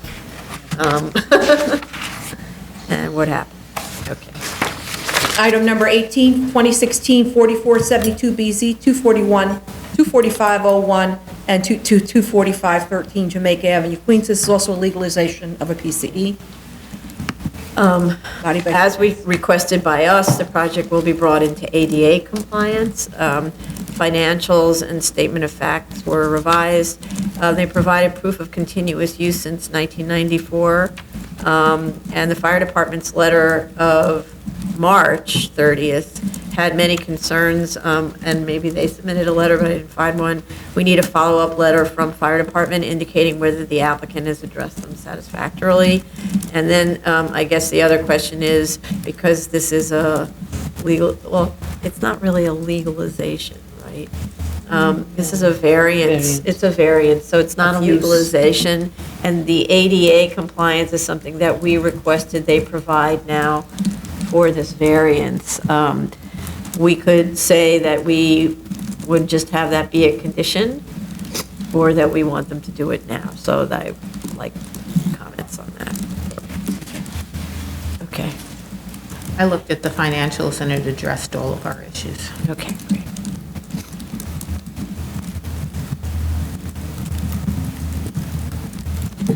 Item number 19, 2017-47BZ, 1052 East 22nd Street, Brooklyn. Okay, the demolition drawings were provided, but there are enough typos on them as to make the directions very confusing. I'm pointing out the two. There is a note indicating that the exterior wall should be removed. It's the specific exterior walls shown on the drawing, so it's very confusing. I don't know what that note is doing. That's not correct. Some of the exterior wall must remain, and some is being removed, so you need to be very clear about that note.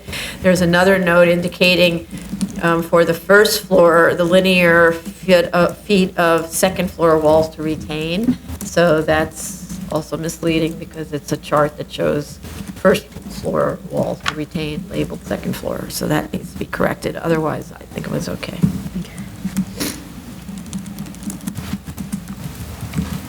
Item number 20, 2017-224BZ, 2-4 Spring Street, Manhattan. This is a special permit for PCE Hit House. Right. It's a legalization. The owners and the neighbor in 1W appear to have reached an agreement about sound levels or vibration levels by making adjustments to the punch bag equipment and to music sources. There were also complaints in our file from neighbors to the rear, but we have nothing further on this. We didn't get subsequent letters. The ADA access sign that's handwritten is at a person's foot. So how would anyone see that unless, I don't know, how would anyone see that? Because if you're in a wheelchair, your head height is something like 40 inches above grade on a good day, you know. ADA requirements are that a sign that's to be read by everyone is 48 inches to the bottom of the sign. So it needs to be raised. And in addition, it needs to be a permanent sign, and it certainly shouldn't say, if you're in a wheelchair, call, because there are lots of different kinds of disabilities that need need elevators, including people with baby carriages, et cetera, et cetera. So there's a lot of reasons why you might need an elevator, and so I would like, for one, that photograph makes very clear that this is the proprietary entrance for the gym downstairs. So they could easily put a buzzer on the door that says, "For assistance, please ring or call this number." And then that would be that. Most people won't need assistance. So it's not like there's going to be people ringing your doorbell all the time. Did you want to say something else about that? No, the sign should be very much consistent with the typical standard signage location for ADA, and Yeah. I think there are rules and regulations already in place, so. Yeah, no, ADA, it's very clear, That's really 48 was my inches only to the comment. bottom of the sign. And then the fire alarm installation, I just don't know what the status of that is and what fire department has to say about it. And then in terms of the sound, sound and vibration, they've worked out this arrangement with that neighbor who's immediately above the space.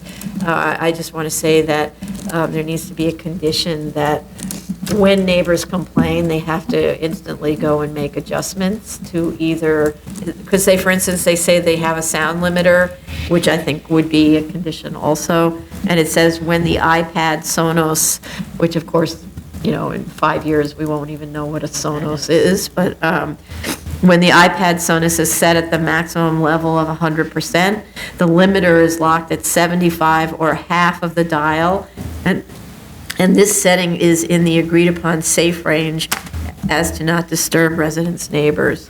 So the limiter, that's what I was asking about before. He said that the limiter is set at 100%, and I asked, is the 100% like 50%? And then he wasn't sure, so he went back to ask. So those kinds of things will need to be conditions of the approval. Okay.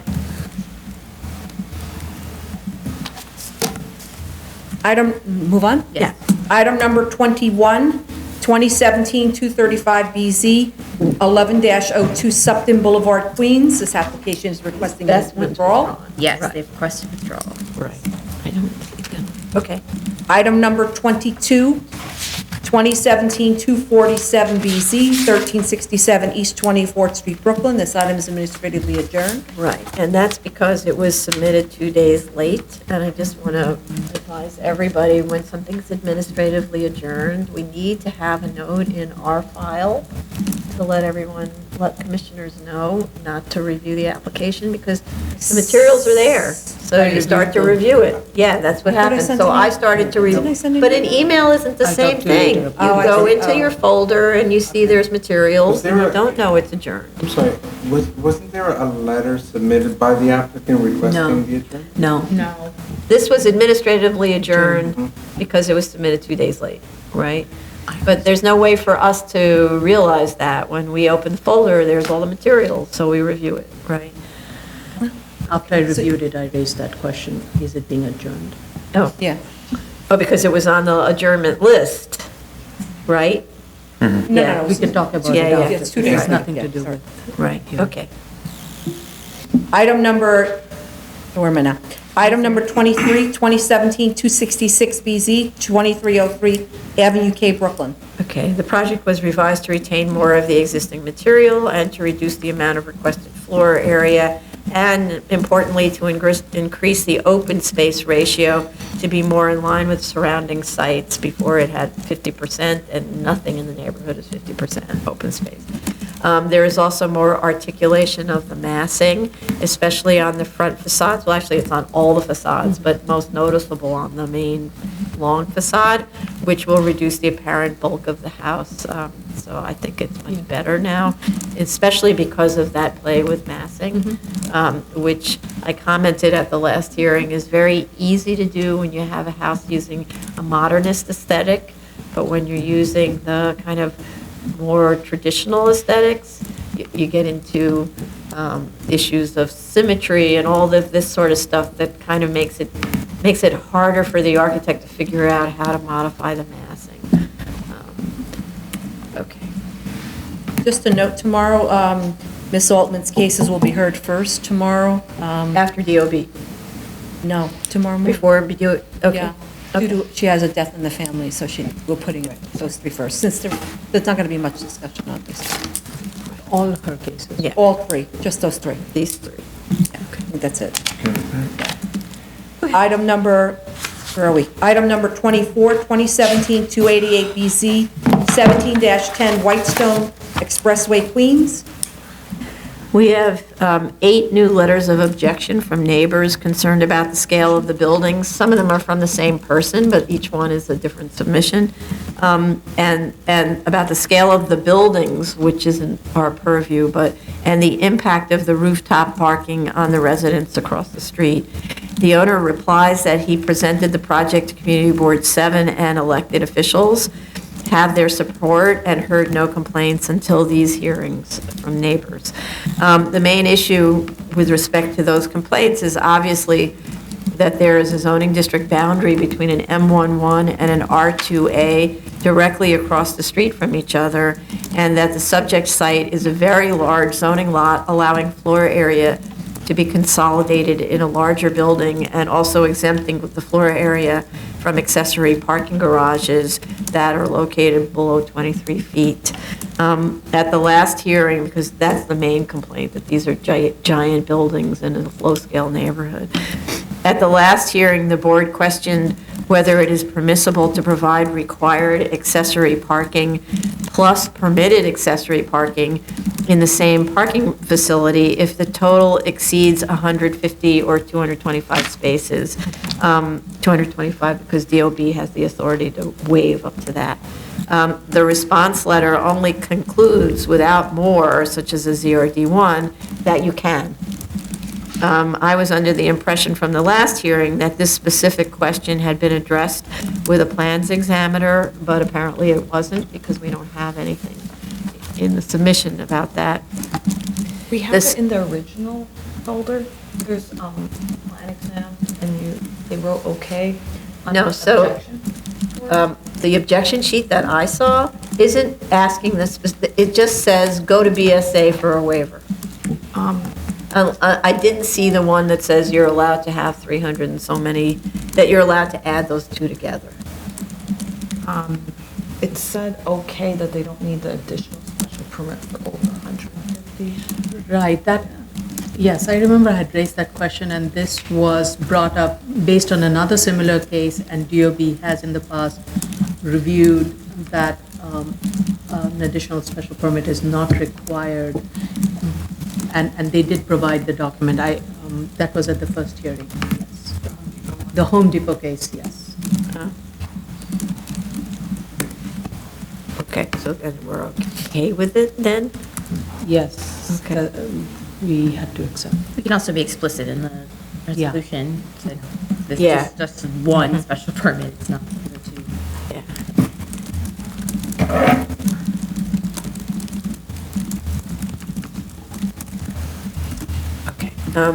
Okay. The submitted drawings have not changed as far as I can tell. If they did, I can't find the change. And the applicant seems to be refusing to make any adjustment to the project.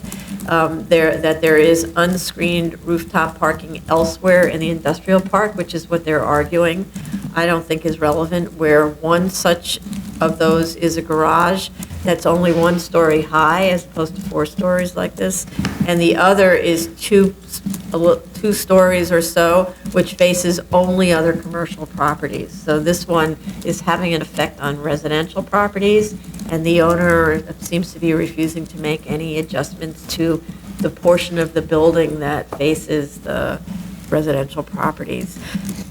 There's landscaping plans P501 and to 502, which were too light to read in the PDF form, so actually I couldn't read them at all. And I don't believe these plans were prepared by a landscape architect.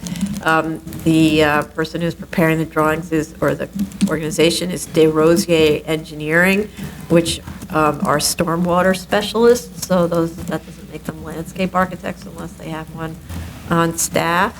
I think there's a real issue about the neighbors being protected from this use.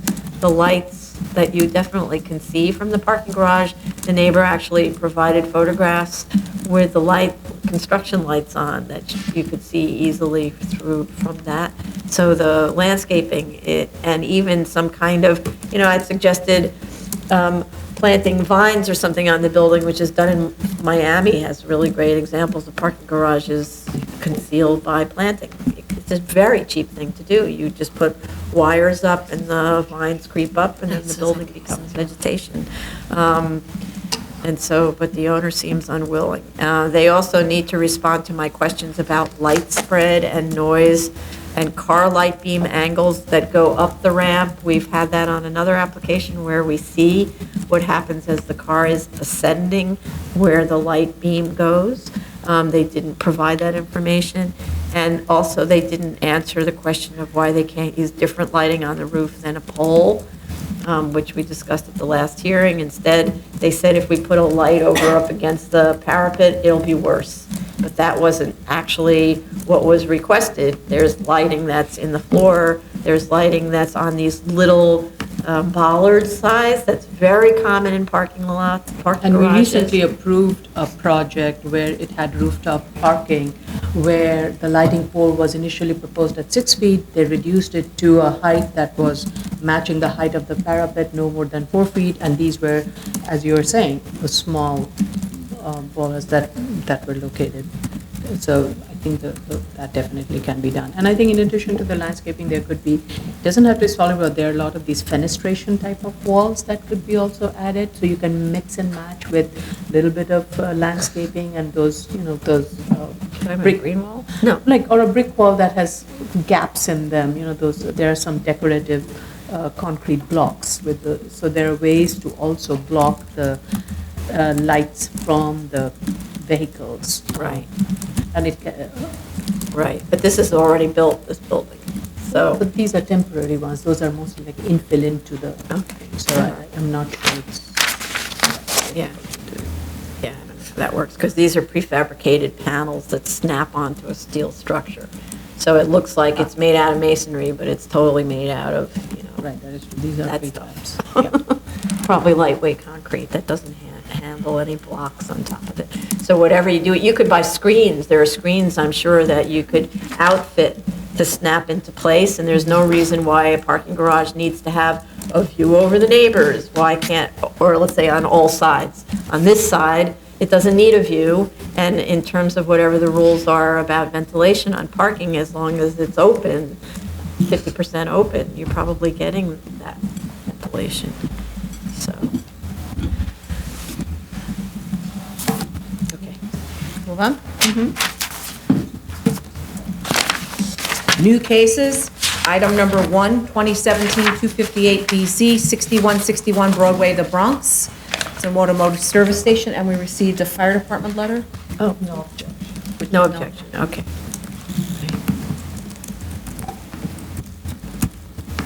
Okay, so we have proof of service of initial application to officials and of notice of hearing to officials and neighbors. Committee board recommends approval. With respect to vegetation and screening, it looks like from Google satellite that there is dense vegetation in the area directly behind the building, which is labeled on the drawings as asphalt parking area or existing attendant parking.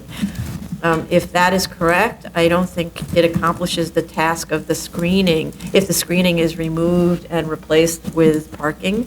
What was wrong? So the previous layout of the existing gas station actually put the parking related to this use adjacent to commercial uses on the side lot line, right? So I didn't know what was wrong with that layout. That area at the rear was actually not part of the service station. It was a separate public parking lot. So why not use that as a buffer area for the apartment buildings, of which there are many, and really buffer this place up, and then have all the functions be towards the front. They need to provide details of the planting beds and show dimensions on the plans.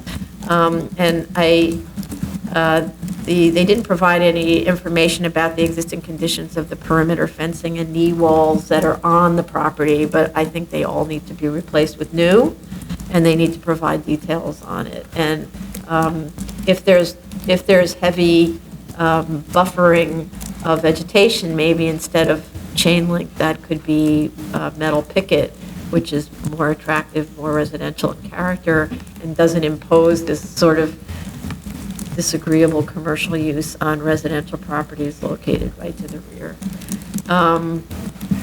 And then they have something described as a curb cut in that photograph on the corner of 251st Street, which is actually a drop curb for handicapped access.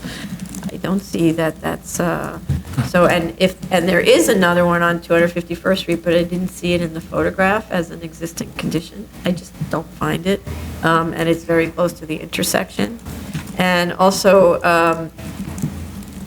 DOT hasn't responded yet to the traffic studies, or DEP needs to confirm that remediation efforts are proceeding as expected.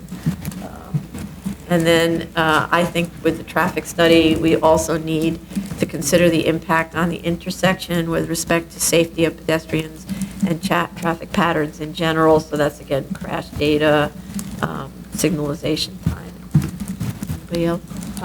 I have comments on the signage. The signage analysis, I think, needs to be re-reviewed. The dimensions on the plans do not add up to the surface area.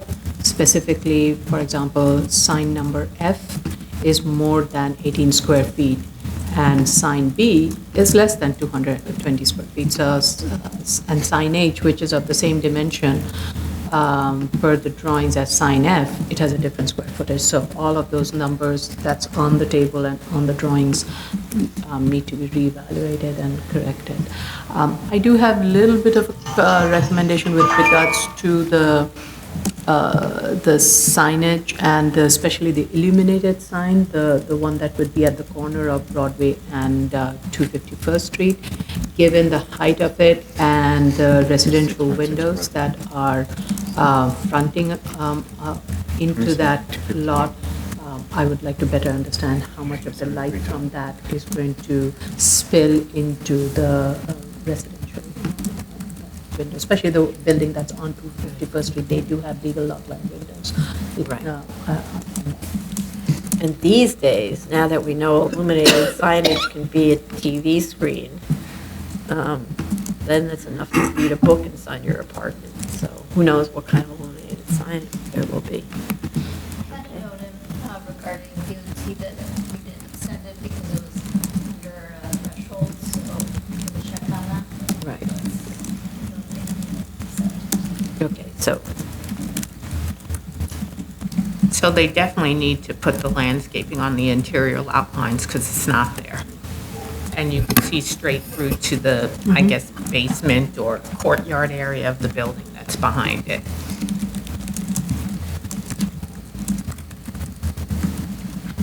And the fence, the interior fence also needs to be repaired or replaced, so I agree with you. I mean, they're redoing the whole thing. They should treat it as a new site, right? Except I think the building is The building the same is, but place, they yeah. have to put in new tanks, they have to do all of the paving. And it's filed as a new special permit on the 72. But they're operating. The I tanks believe were they're, removed. no, but I think the service station part Oh, is open. I could be wrong, but I think they have restored the use there, just not the gas. okay. Okay. Move on. Item number 2, 2017-278BZ, 400 Fifth Avenue, Manhattan. This is this legalization of a PCE. We have proof of service of initial application to officials and of notice of hearing to officials and neighbors. Community Board waives its recommendation. We have DOI. They did provide massage therapist licenses. With respect to access to the spa, I may be misunderstanding this, but don't you need to go through the residential elevator banks at the 4th floor to access the front door of the spa? And isn't that area restricted?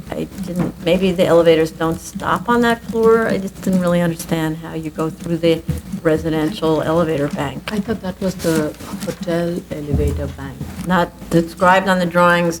There's a hotel elevator bank much further away from the entrance to the spa, and then it's 4 banks of elevators that are described as residential.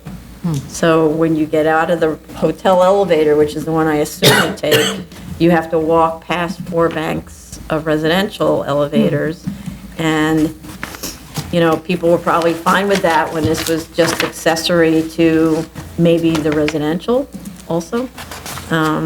But now that it would be commercial use, well, and we also need fire department sign off on They this. issued no objection. No We just objection. received Okay. it today. We got it this morning. Some of their massage licenses have expired, probably because this was filed in 2017. And if they could just give us a quick status on the open DOB elevator violations. Would you like updated licenses to replace the ones that Yeah. expired? It'd be helpful.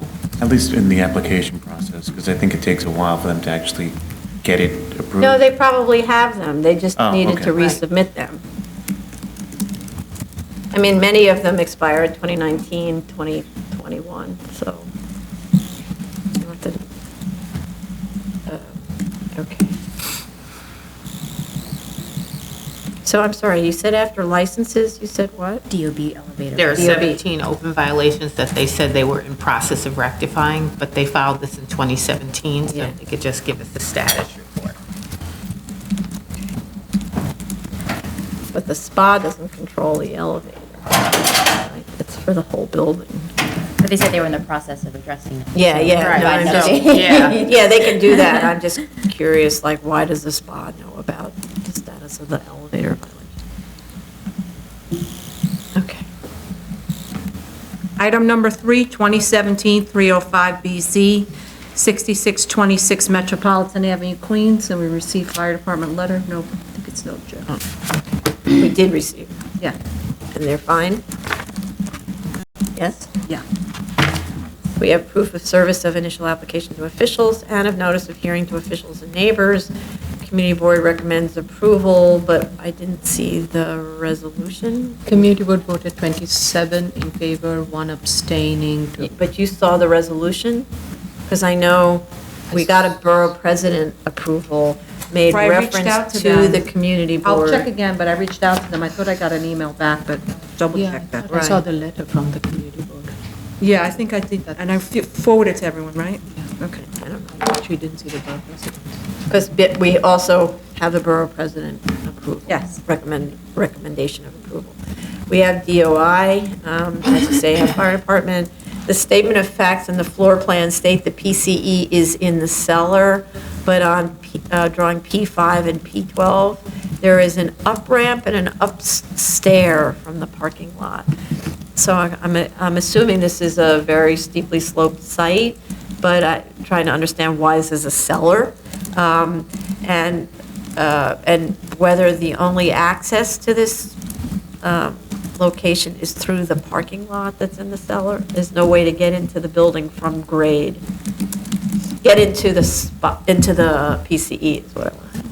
From the parking lot, partly because when I'm driving, I'm going to park there, and from there, I'm going to access it. I've never accessed the site, I'm sorry, from Metropolitan Avenue.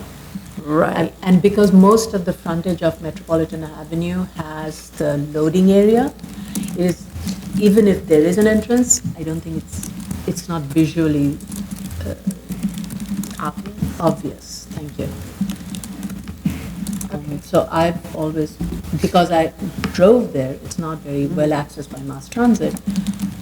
I had to park in the parking lot, and that was the main entrance. Right. I'm not sure if I'm remembering on the right one, but I thought the applicant said that a lot of the people walked because it's a neighborhood facility. So if they were walking, do they have to walk through the parking garage, or is there a way to get into it from grade? And the reason that I'm asking that is, again, about access, handicapped access, and whether there's a possibility of a drop-off from grade. If there isn't, then you always go to the parking garage and. There's a parking at grade, and there's another ramp that goes up to the parking space above.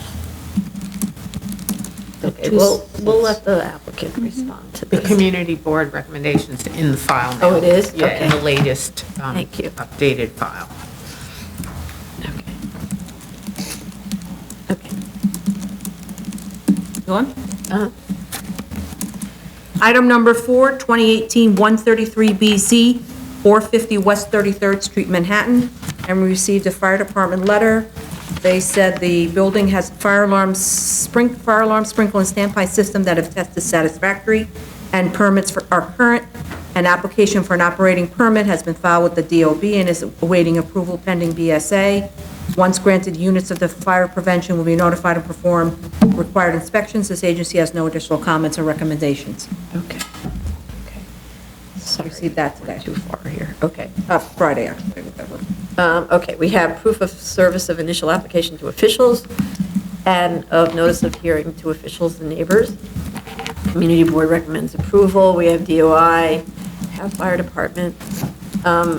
All the spin, rowing, and treadmill rooms are happily designed as boxes within boxes for acoustical separation. So we shouldn't have complaints about this because that really works well. And this building was built in 1969, built over the Hudson Rail Yard. Yeah. So it was designed to withstand all the noise and vibration Right. from the train. So this is an additional protection. I have to Right. say, this was a project I worked on when I was in city planning, so it's kind of interesting to see this building finally getting Done.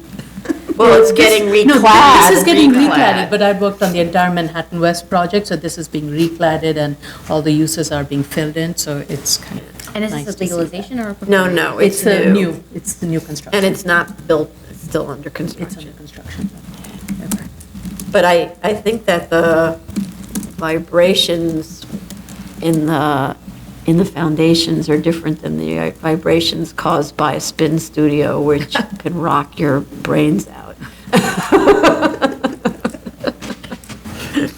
So, okay. Move on. Yeah. Item number 5, 2018-95 BZ, 120 Avenue M, Brooklyn. Okay. We have proof of service of initial application to officials and of notice of hearing to officials and neighbors. Community board recommends approval. We have one letter in support and one letter opposed, citing parking and traffic congestion due to a nearby supermarket. The building itself has had a checkered past, having received permits followed by an audit and 2015 and 2017 stop work orders and permit revocation. According to the statement of facts, the second floor was illegally built without the required 10-foot setbacks from the lot lines and overbuilt as to floor area. We are being asked to legalize this illegal construction that's going to be put to a new purpose. And I'm happy to report that according to the 2017 deed, the property owner is the applicant as opposed to the tenant, because I would feel quite uncomfortable about this if they were tenants. So I'd like to, I am trying to understand whether the one-story existing building, which was being added to, was existing legal non-complying. I didn't actually understand that. There are 21 open ECB violations and $8,000 in fines due. I don't know what arrangements the property owner, the new owner has with the prior owner who was the cause of the fines. I'd like to understand the current status on the site. Has any construction resumed, even in the face of a stop work order? Because we certainly see that often enough. I'm confused by the statement of facts that states there are 7,560 square feet of ambulatory care facility on the first floor at page 4, but also that there are 17,540 square feet of medical offices on the first floor on page 5. So please revise, amend, whatever. With respect to the A finding, we are asked to consider application of the Cornell Doctrine to this facility as an educational institution. This is a program for adults, so not an elementary or a high school, and it's not a university.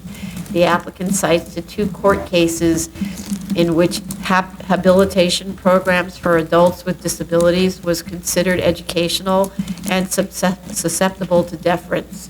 It does not appear that the board has considered deference in other cases like this. The 2 cases that the applicant cites do not appear to be on point. Case 105-12, that was where there was an elementary school in the building, so a classic deference case, and one BSA case 196-02, where they relied solely on programmatic needs. I didn't read the case, but programmatic needs standing alone is not an A finding.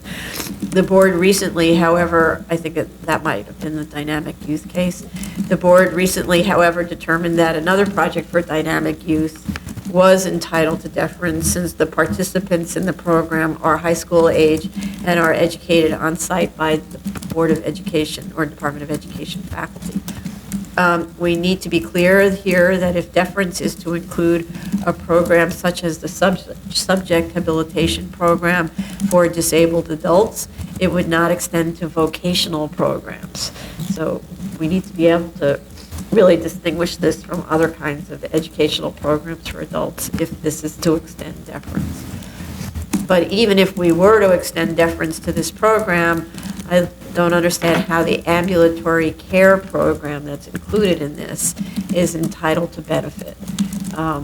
So they need to give me more on that. The as of right is for new construction on the site, which doesn't make any sense because there's a building that's already enlarged on the site. And so either it should be for what was approved in 2010 by permit, or it should be the 2016 ZD1 diagram, which is a one-story building with a second floor that's set back, that follows the setback criteria. The programmatic needs report doesn't explain how it was concluded that there is a need, for example, for 5 classrooms for any of the day habilitation programs. And why is there both, it doesn't explain why there's both a co-ed and a gender-specific day hab program operating at the same time. So these are all simultaneous programs. And why is the community habilitation program separate from those other 3? And why can't they all share facilities, especially the dining areas? And how are the number and sizes of therapy rooms and occupational and physical therapy rooms determined?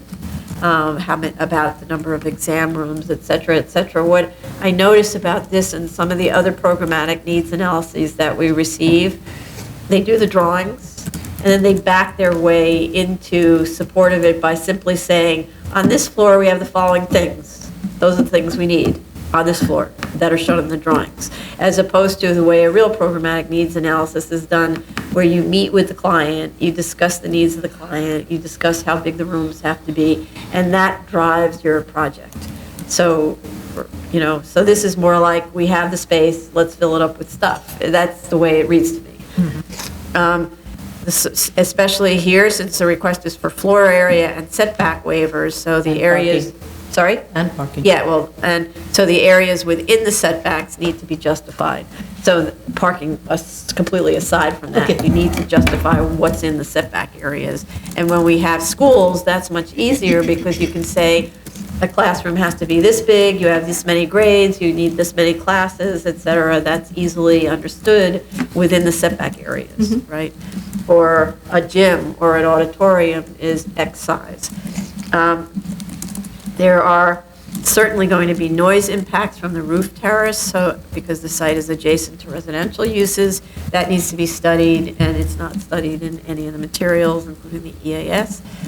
I believe the parking requirements for a C2-3 not-for-profit without sleeping accommodations is 1 space for 20 persons rated capacity, and the correct section is section 36-21, not 25, whatever.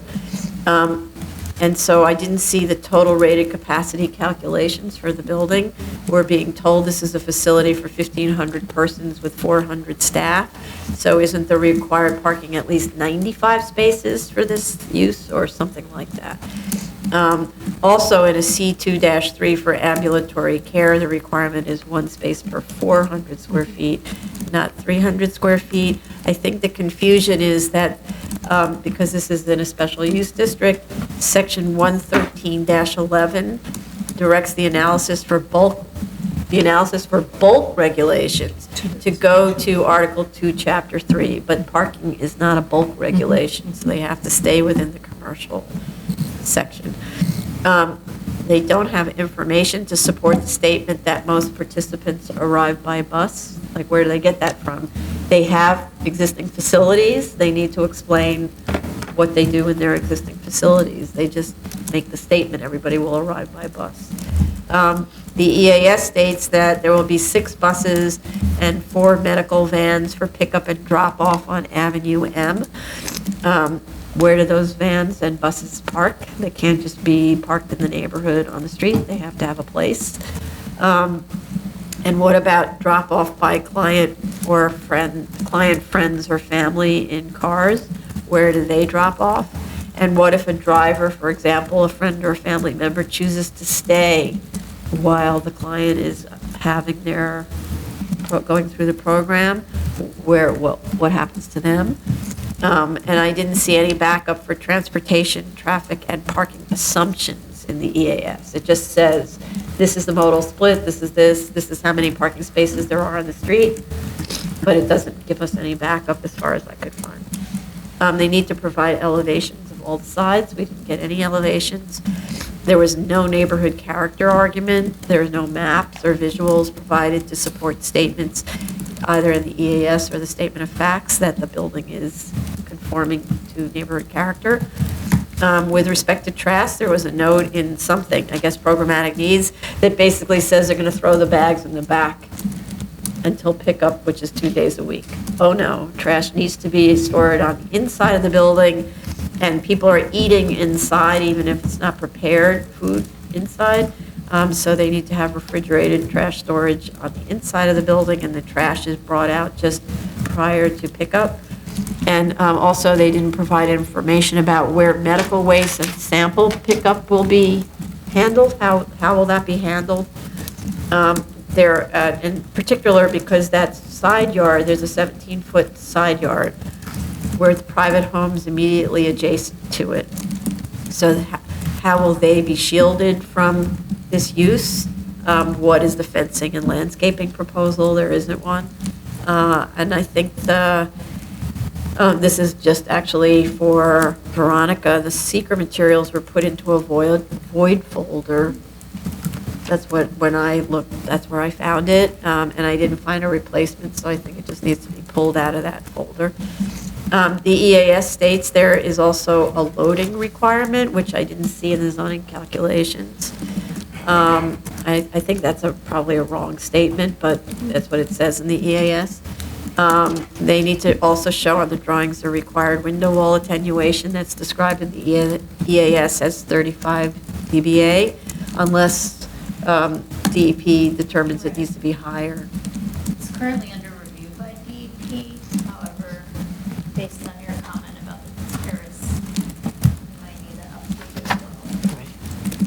I mean, I think the basic review issue is always, it may screen out for seeker purposes, but when we look at neighborhood character, we're always looking at the impact on the neighbors, right? So even if sound is handled and all of that, if a rooftop is to be occupied, and here they said it's completely for use by all of the clientele, it's going to be a noisy roof. And the figures that are referred to in the EAS, you're reading along in the EAS and it says, see figure 2.1. No figure 2.1. There's no figures.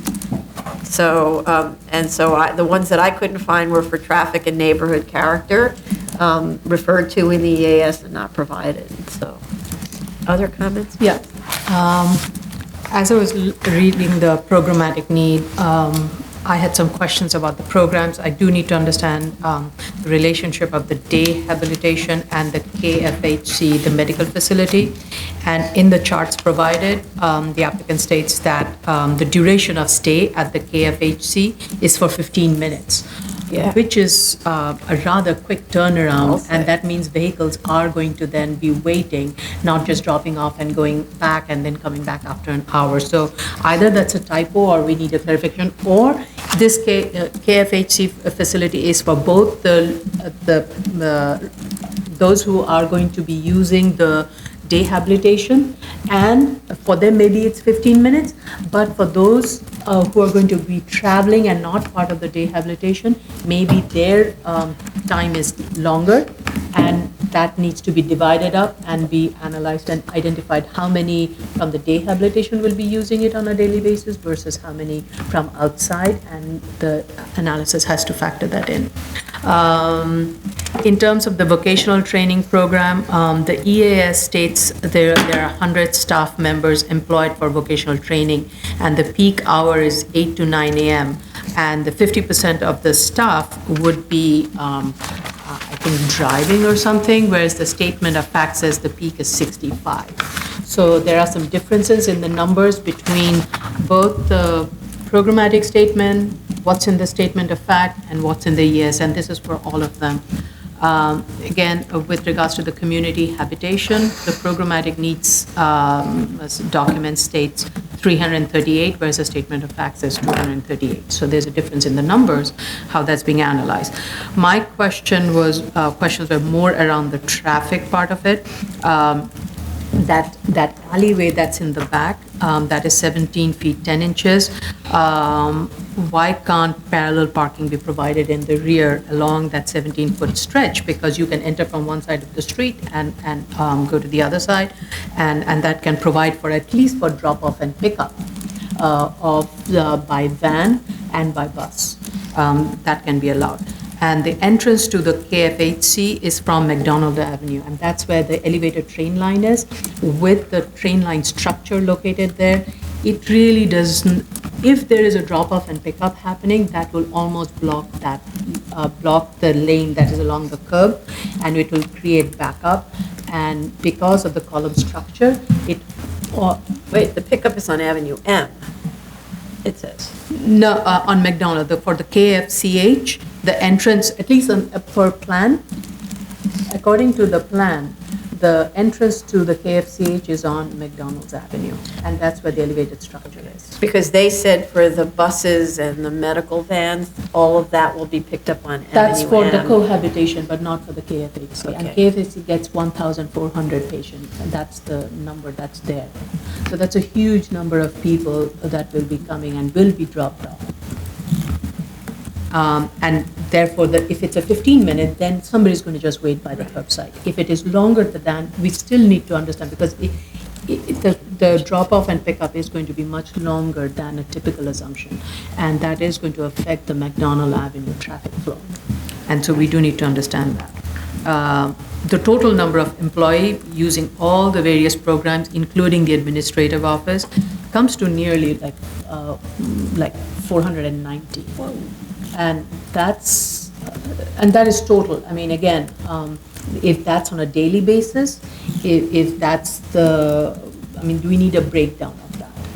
Could some of those people be doing some various things? That's the part, because I'm just going by the chart Yeah. that has been provided in the programmatic statement. And it shows the peak, it gives the peak period, which includes both the employee and those who are participating in the program, and then the total number of employees. So we do need a much thorough breakdown of each one of these in terms of the peak for both patient intake, peak for employee intake, and the total volume, because that will help us determine how much of the parking demand is and the supply.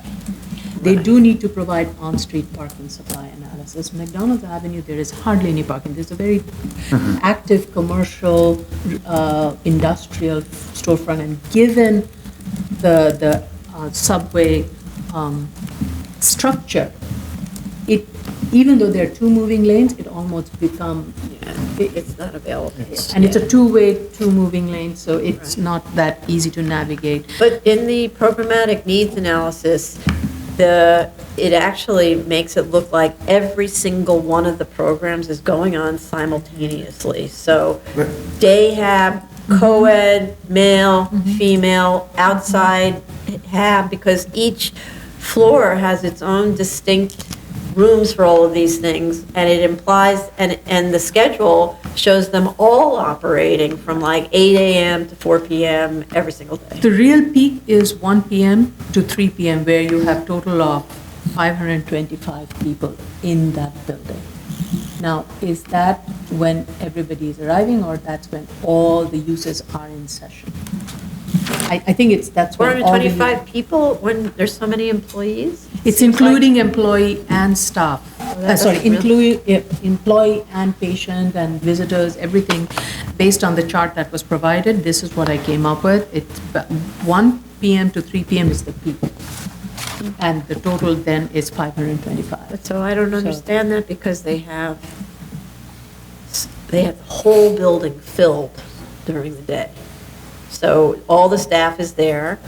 Like, why wouldn't all the staff be there? There's 400 staff, just because that's what they said, as opposed to doing the math. So let's just say there are 400 staff, that's already 400. And then the staff has however many people, I wrote this down, in the various day habs, there were, let's see. You won't, these are the charts. No, I wrote it down. But in other words, there were like 150 in one day hab, another 150 or something in another day hab. So you had a lot of people that seemed like far more than 500, unless you're saying, so that they don't even apparently break for lunch. They don't go anywhere for lunch. They stay inside, right? Yeah, I appreciate the various numbers and the analysis that's been provided, but I think it needs to be broken down even more. To not just to say, like, for example, the case management. I'm assuming not all, not all 60 individuals come at the same time. They come at staggered times. So we need to understand the hours and the peak period and the various groups. All of those need to be. Same thing with the community habilitation. These are basically who are coming to be trained. Now, all of them are not coming, maybe on one day they might be coming for training, but rest of the time they might be coming in spurts. So I think there needs to be a little bit more clarity that has to be provided with each one of those programs, and then I pick out where the peak is and then do the analysis. Because if I'm just going by the number of employees based on my count, if there are 489 employees total coming, and the document says assuming 10% drive, then you will have 48 people driving. That is more than what's written in the statement of fact. They say 35. Right, and then it's a 10. 10. And they have said there's 35 on-street spaces, Yeah. even though we don't know how they know that. Right, and if and during the peak, if it's 525 is the peak, in terms of the patient and staff, there's a good number of them that will be traveling by buses and vans. So we definitely need to get a better understanding of all the different modes of transportation, the distribution by period. So I really would appreciate if they can walk us through the trip analysis and the programmatic need, and those need to be tied together much better. It's a good start. There's a lot of information, but much clarity needs to be provided.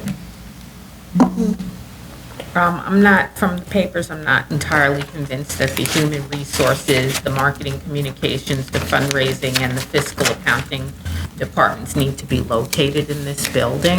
And so to me, they would need to show that they're somehow either sharing staff or there's something going on that requires them to be on site with the actual program. And then they also need to address the fact that, but for the fact that this building is actually partially built, a lot of those uses could be in the cellar, because they have to justify the floor area, the height, and the setback waivers. So that's tricky. Okay, so there's no cellar in the building, right? Right. And so, And you can't really build one underneath the full first floor. well, maybe you could, but whatever. So let's just say, because if you look at it, much of what there is in here, medical facilities, we know from a recent application, can be in the cellar, right? So the entire ambulatory care floor could be in the cellar, right? So is then what you're saying, they're creating their own hardship because? Well, that's to be determined. Yes. That's the question. Also, all the administrative offices, if they have to be there, could have been in the cellar too, and those are the ones on the top floor.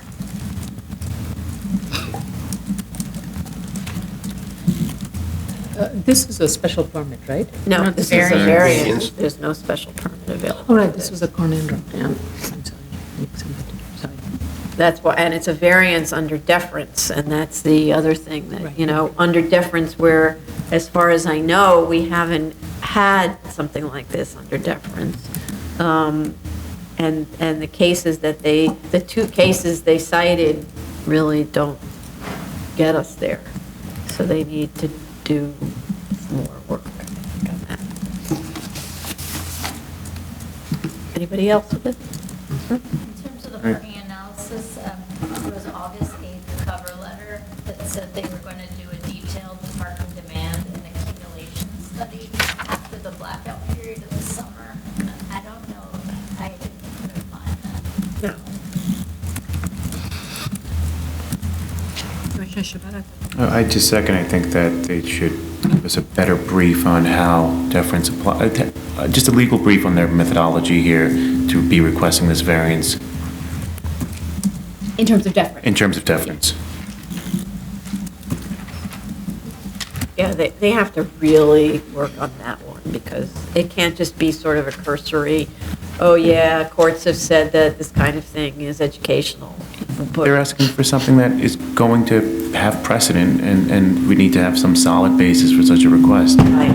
And more than precedent, the reason I brought up vocational schools is, of course, there are many vocational schools, no question, that, learning how to become a baker or those kinds of things are valuable skills, but should that be entitled to deference? And so I want this to distinguish from those. I think a Otherwise- decision, I think that unless they tailor this appropriately, us deciding this could lead to many more applications that are a bit more attenuated than this one. So I think it needs to be very specific and a well-tailored argument so that we can make a decision as to whether or not we want to open these doors. Yeah, and also to be clear, the deference is about those uses being inherently positive and inherently beneficial to be located in even low-density residential districts. So for vocational schools and that sort of thing, that's even more of a, that could be kind of a tougher bar to kind of cover an elementary school or house of worship where the people who might be attending those places live in the community, for instance. Yeah,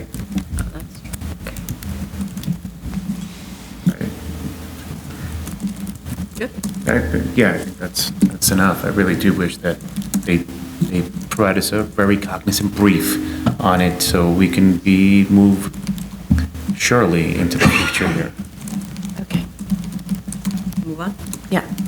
Item number 6, 23115BZ, 5278 Post Road, the Bronx. This is being postponed. Postpone, is it because notice still isn't good? No, it's because they need more time to comply with the construction cost estimate, administrative notice, so Okay. it's getting a revised financial and engineering report. Okay. I think we're postponing this, what, to February or something like that? We didn't give a date. Okay. All right, we'll talk about it. Okay. So this this concludes the public review session for November 19, 2018.